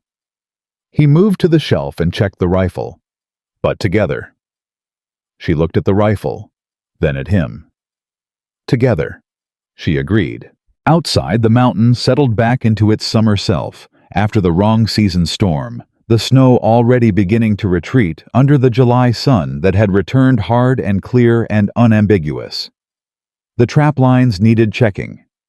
The supply situation needed managing. The legal battle they'd built together on pencil and paper and sheer refusal to be moved was now in Greer's saddlebag headed toward Helena. They had done everything they could with what they had. That was all you ever could do. Emma understood that better than most. She picked up her coat. "I'll do the east line," she said. "See how many sets are actually compromised." "I'll take north," he said. "Check in at midday." "Midday," she said. She was almost at the door when he said it. "Emma." She stopped. "I meant what I said," he said. "All of it." She stood in the doorway with the mountain laid out in front of her, and the morning light coming in around her, and the life she'd always deserved finally feeling like something with an address. "I know you did," she said. "That's why I need until October." She walked out. Behind her, she heard him move not toward her. Just the ordinary sounds of a man resuming his work. The sounds of someone who had said what he needed to say, and was content to let it sit. It was, she thought, as she walked toward the east line with her hands in her pockets and her face in the sun, the most romantic thing she'd ever experienced. Not the words. The restraint. The patient, undemanding certainty of a man who had finally stopped being afraid and started simply waiting.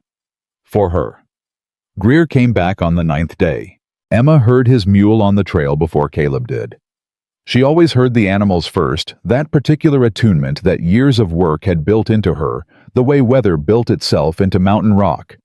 And she was already at the corral fence when he came through the tree line. She read his face before he dismounted. He was not carrying bad news, but he was carrying complicated news, which was its own category, and she'd learned the difference between the two a long time ago. Bad news made a person's face go flat. Complicated news made it go careful. Greer's face was careful. "Get inside," she said. "Tell us together." Caleb was at the work table when they came in. He looked at Greer the same way Emma had, reading the face, reading the body, reaching the same conclusion she had. He put down what he was working on and waited. Greer sat. He pulled the saddlebag onto the table and opened it. "Cord took the case," he said. "He read everything the same night I arrived. He said, and I'm giving you his exact words, he said. It was the cleanest continuous occupation claim he'd seen in 15 years of territorial law." He looked at Caleb. "He filed the counterclaim the next morning. Interference with lawful commercial operation. Documented sabotage. And," he paused, "fraud. Forward sale of an asset under disputed and ultimately invalid title." "That last one lands on Finch personally," Emma said. Cord said the same thing. Greer nodded. "The fraud claim isn't against a business. It's against Dale Finch as an individual, which means his personal assets are exposed, not just his operation." Caleb leaned back slowly. The kind of movement a person made when weight was being redistributed, not removed, but shifted into a more manageable position. "What's the timeline?" he asked. "Cord expects the territorial judge to dismiss Finch's injunction within 30 days. The counterclaim will take longer, 60 to 90 days for a full hearing." Greer reached into the saddlebag again. "But here's what I didn't expect." He pulled out a folded letter and set it on the table. "This arrived at Cord's office the day after he filed," Greer said, "from the St. Louis buyer." Emma and Caleb both looked at the letter. "He's withdrawing from Finch's contract," Greer said. "The moment the fraud claim was filed, the St. Louis buyer's lawyers contacted Cord directly. They want nothing to do with a disputed title. They put money down on a sure thing, and Finch didn't give them a sure thing." Greer's voice was level, but there was something underneath it. "The St. Louis buyer is angry. He's out a significant deposit, and he's making that Finch's problem, not ours." The cabin was quiet for a moment. "Finch lost his buyer," Emma said. "Finch lost his buyer," Greer confirmed. Emma looked at Caleb. Something moved through his face, not triumph. Too tired for triumph, too real for it. Something closer to relief, which was what came after you'd been carrying something heavy long enough that when someone finally helped you set it down, you didn't feel joy. You felt your own arms again. Is it over? Caleb asked. The injunction is effectively dead, Greer said. The fraud claim is alive. Cord says Finch may try to settle out of court rather than face a hearing. He paused. And there's one more thing. Emma looked at him.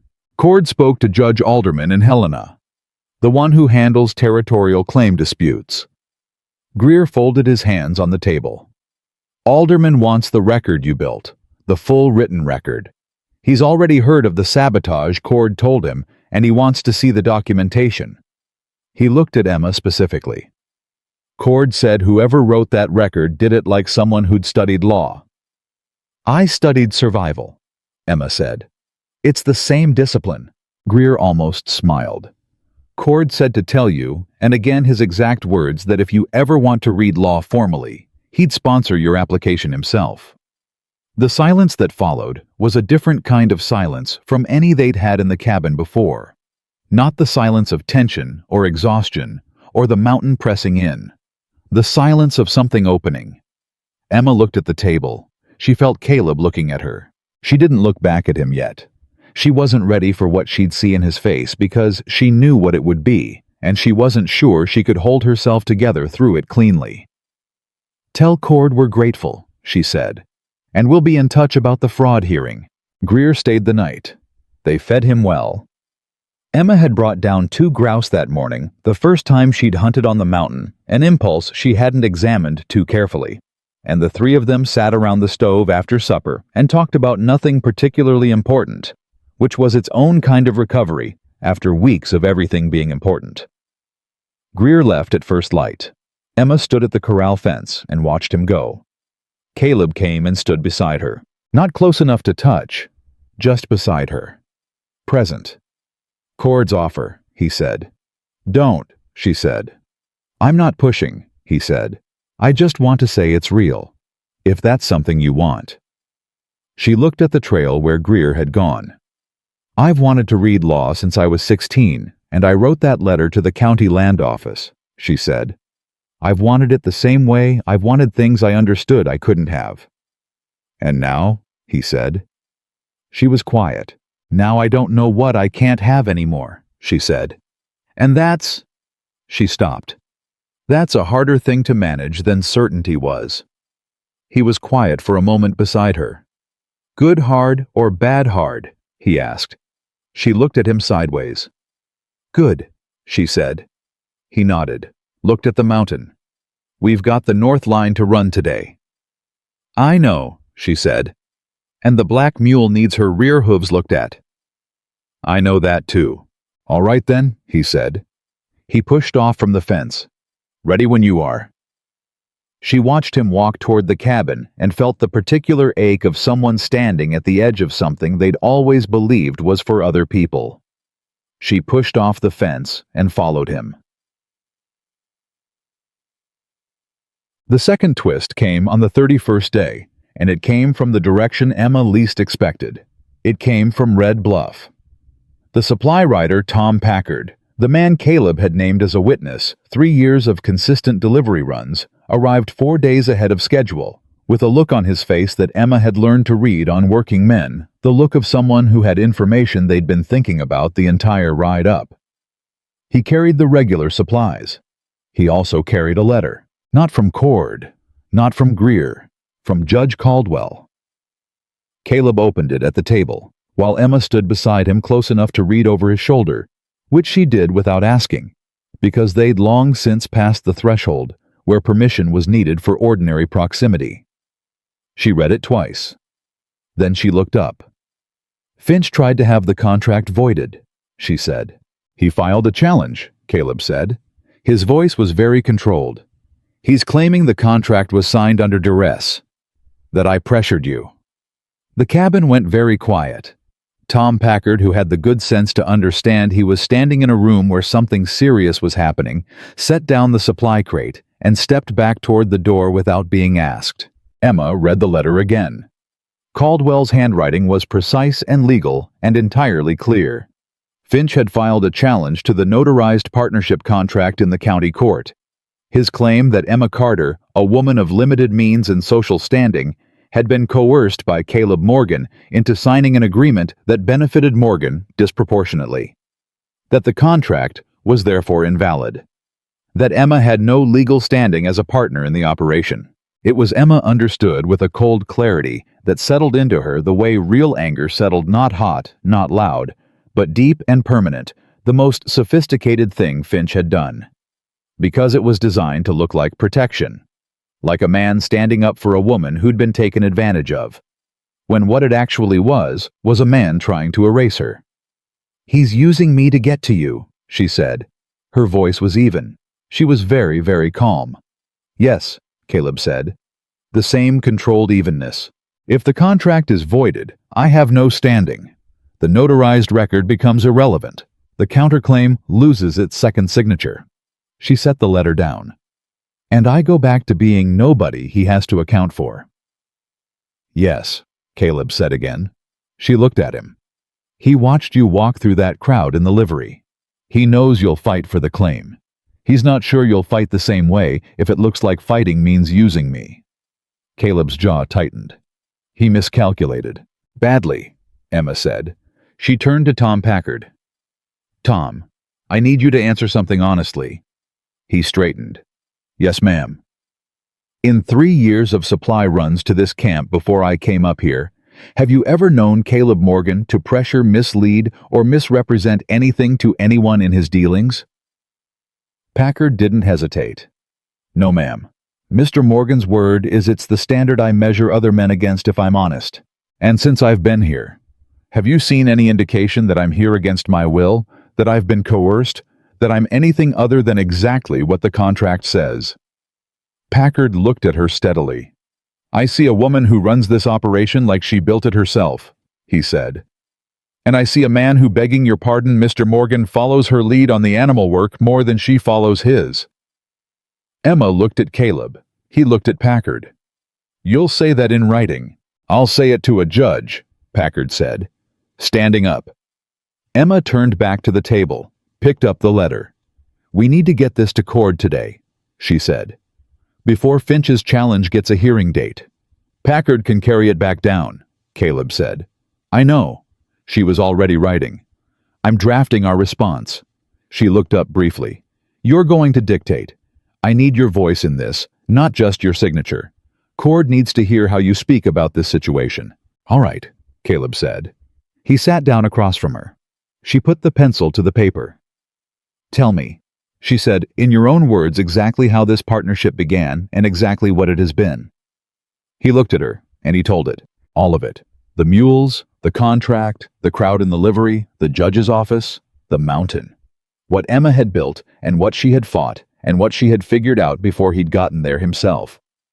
He told it plainly and without embellishment, because that was who he was, and plain truth was harder to dismiss than decorated claims. Emma wrote every word. When he finished, she looked at what she'd written. Then she added one line at the bottom in her own voice, as herself as a woman who was done allowing other people to define the terms of her own story. She wrote, "I signed this contract freely, with full knowledge of its terms, because I had earned the right to make that choice. No one who has ever questioned my capability has also offered me a fair wage for it. Caleb Morgan did both. I will not allow my own agency to be erased in the name of protecting me from it." She signed it, slid it to Caleb. He read her added line. He read it twice. Then he looked up, and the thing in his face was not the almost smile. It was something beyond that. Something full and clear and unguarded. "That's the truest thing anyone's written in this case," he said. "Sign it," she said. Her voice was not entirely steady. He signed it. Packard rode down with the letter that afternoon. They watched him go from the corral fence the same way they'd watched Greer go, and the mountain received the silence of his departure, the way it received everything without ceremony. Emma's hands were in her pockets. The summer that had started in Red Bluff with heat that felt like punishment had shifted into something else up here. Thinner, cleaner, the particular quality of high-altitude August that was warm in the direct sun and honest about its temperature everywhere else. "He's going to lose," she said, not a question. Finch, Caleb said. Yes. Yes, he said. He is. She looked at the trail where Packard had gone. When this is finished, she said carefully, what happens to the operation? What do you mean? The legal battle. When it resolves.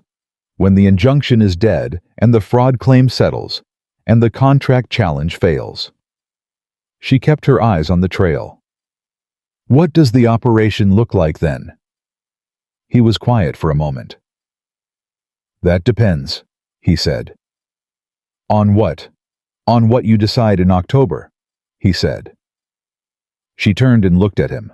He was looking at her with the same directness he'd used when he told her he'd been waiting his whole life without knowing what for. The same absence of performance, just a man standing in the plain truth of what he felt offering it without condition. I haven't decided yet, she said. I know, he said. I'm not going to decide yet. I know that too, he said. She looked at him for a long moment. You're not afraid, she said. That I won't. I'm not afraid of much anymore, he said. The same words he'd said by the fire in the first week, but different now. Not admission of damage, declaration of something else. And I've never been afraid of you. Why not? She said quietly. Because you're not something that happens to a person, he said. You're someone who decides. He looked at her steadily. And whatever you decide, it'll be right, because it'll be yours. She felt the tears again. Let them come to the edge and held them there. That might be, she said, the best thing anyone has ever said to me. I mean it, he said. I know you do, she said. That's what makes it the best thing.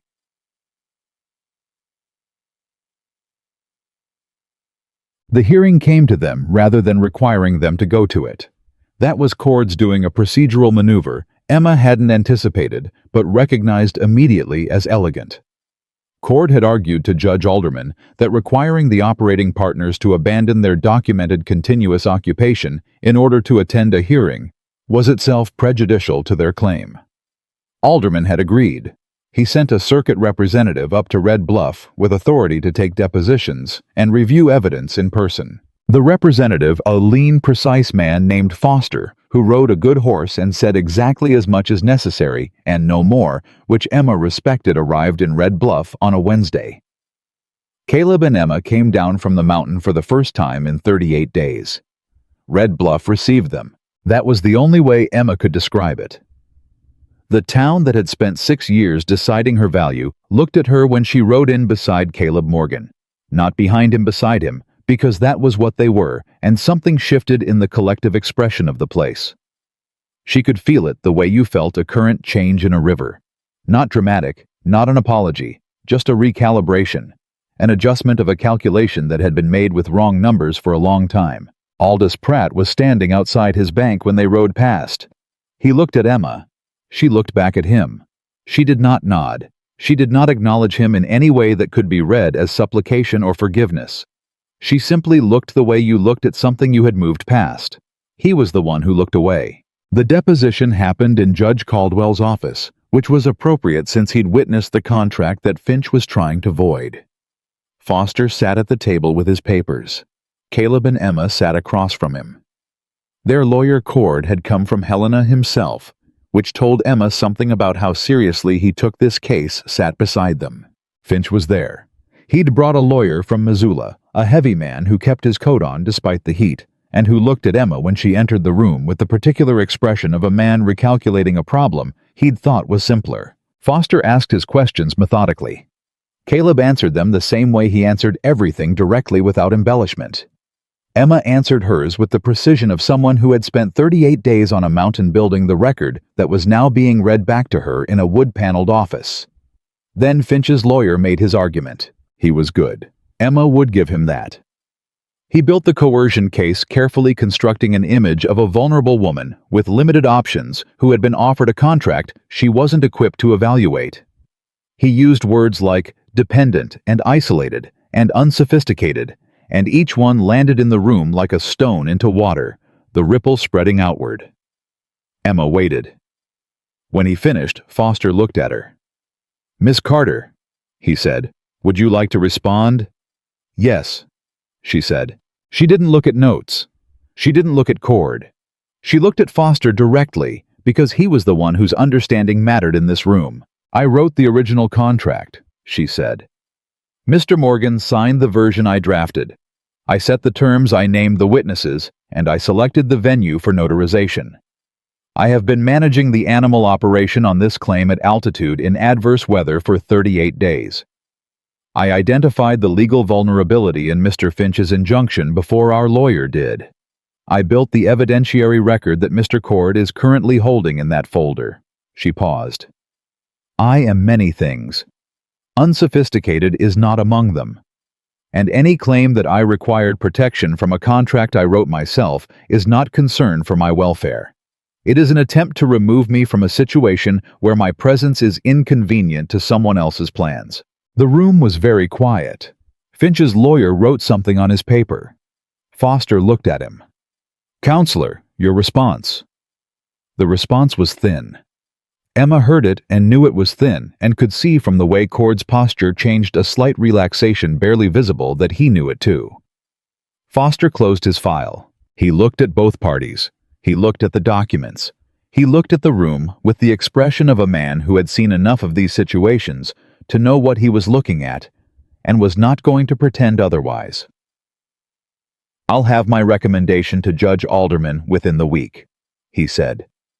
I anticipate he'll rule within 30 days after that. They rode back up the mountain that afternoon. They didn't talk much on the way up. There was a particular kind of exhaustion that came after you'd held yourself completely together in a room full of people who wanted you to fall apart, and Emma was feeling it in every part of her body. Not collapse. Just the natural release of sustained tension. Caleb rode beside her. He matched her pace the same way he always did, not leading, not following. Beside. About an hour from camp, Emma said, "Thank you." He looked at her. For what? For not speaking for me in that room. He was quiet for a moment. It wasn't my place. A lot of men would have thought it was, she said. A lot of men are wrong about a lot of things, he said. She looked at him. The mountain light at this hour was the particular gold that came in the last hours of the day, and it did something to the angles of his face that she'd stopped pretending she didn't notice. Caleb, she said.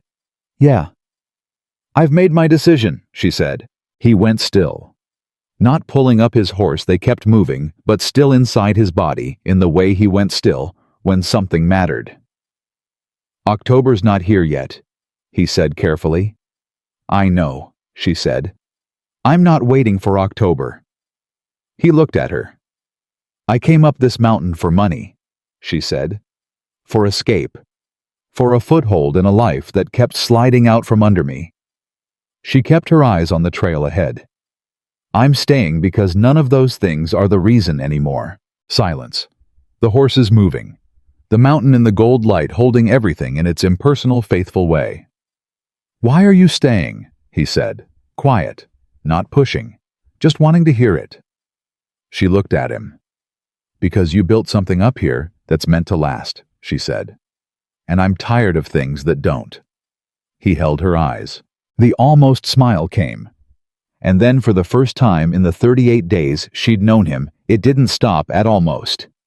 It became the real thing, full and warm and slightly unguarded in the way that faces were unguarded when they forgot to manage themselves. It changed him. Not into someone different. Into someone she'd been seeing the shape of for weeks, finally fully lit. Emma Carter, he said. Don't make a speech, she said. You'll ruin it. He laughed. She hadn't heard him laugh before. It was a low sound.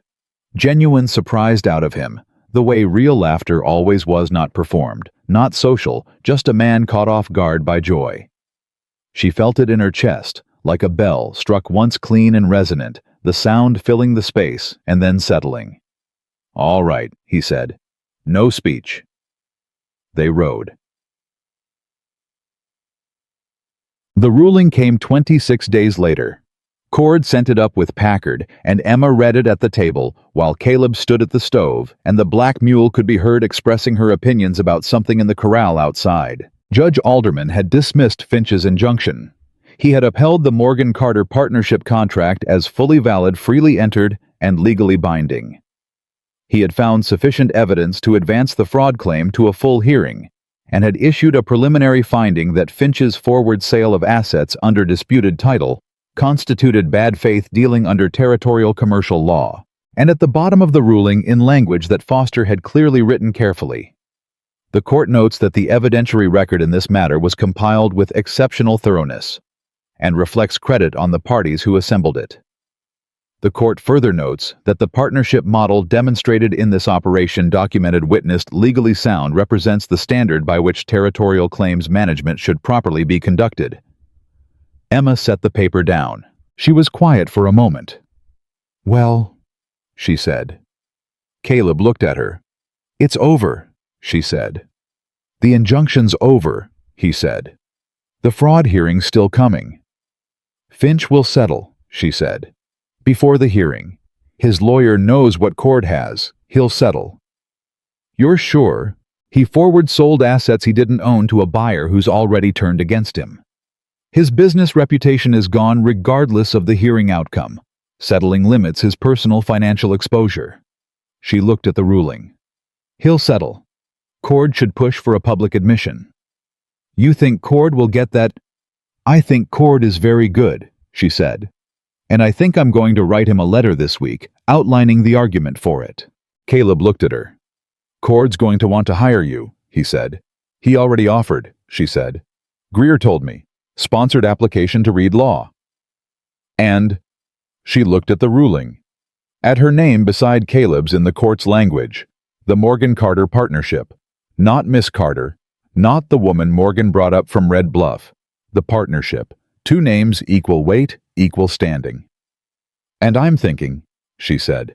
He came and sat across from her, put his hands on the table, not reaching for her, just present, grounded, the way he was always grounded. "What are you thinking?" he asked. She looked at him, really looked at him, at the man who had walked through a crowd without performing it, who had held her hands in the dark without asking for anything in return, who had built a cabin for two people and waited and said, "Whatever you decide will be right, because it will be yours." "I'm thinking," she said slowly, "that a woman who reads law and runs a mountain operation with a documented legal partnership is a harder target than either one alone." He was very still. "I'm thinking," she continued, "that Cord is in Helena and the mountain is here, and I'm not willing to choose between them." "You don't have to," he said. His voice was low. "I know," she said. "Helena's 4 days' ride," he said. "Court season is winter months mostly. The mountain's quiet in winter." "I know that too," she said. "Emma." She looked at him. "What are you actually saying?" he said. She took a breath. "I'm saying," she said, "that I built something up here that I'm not leaving. And I'm saying that reading law is something I'm going to do.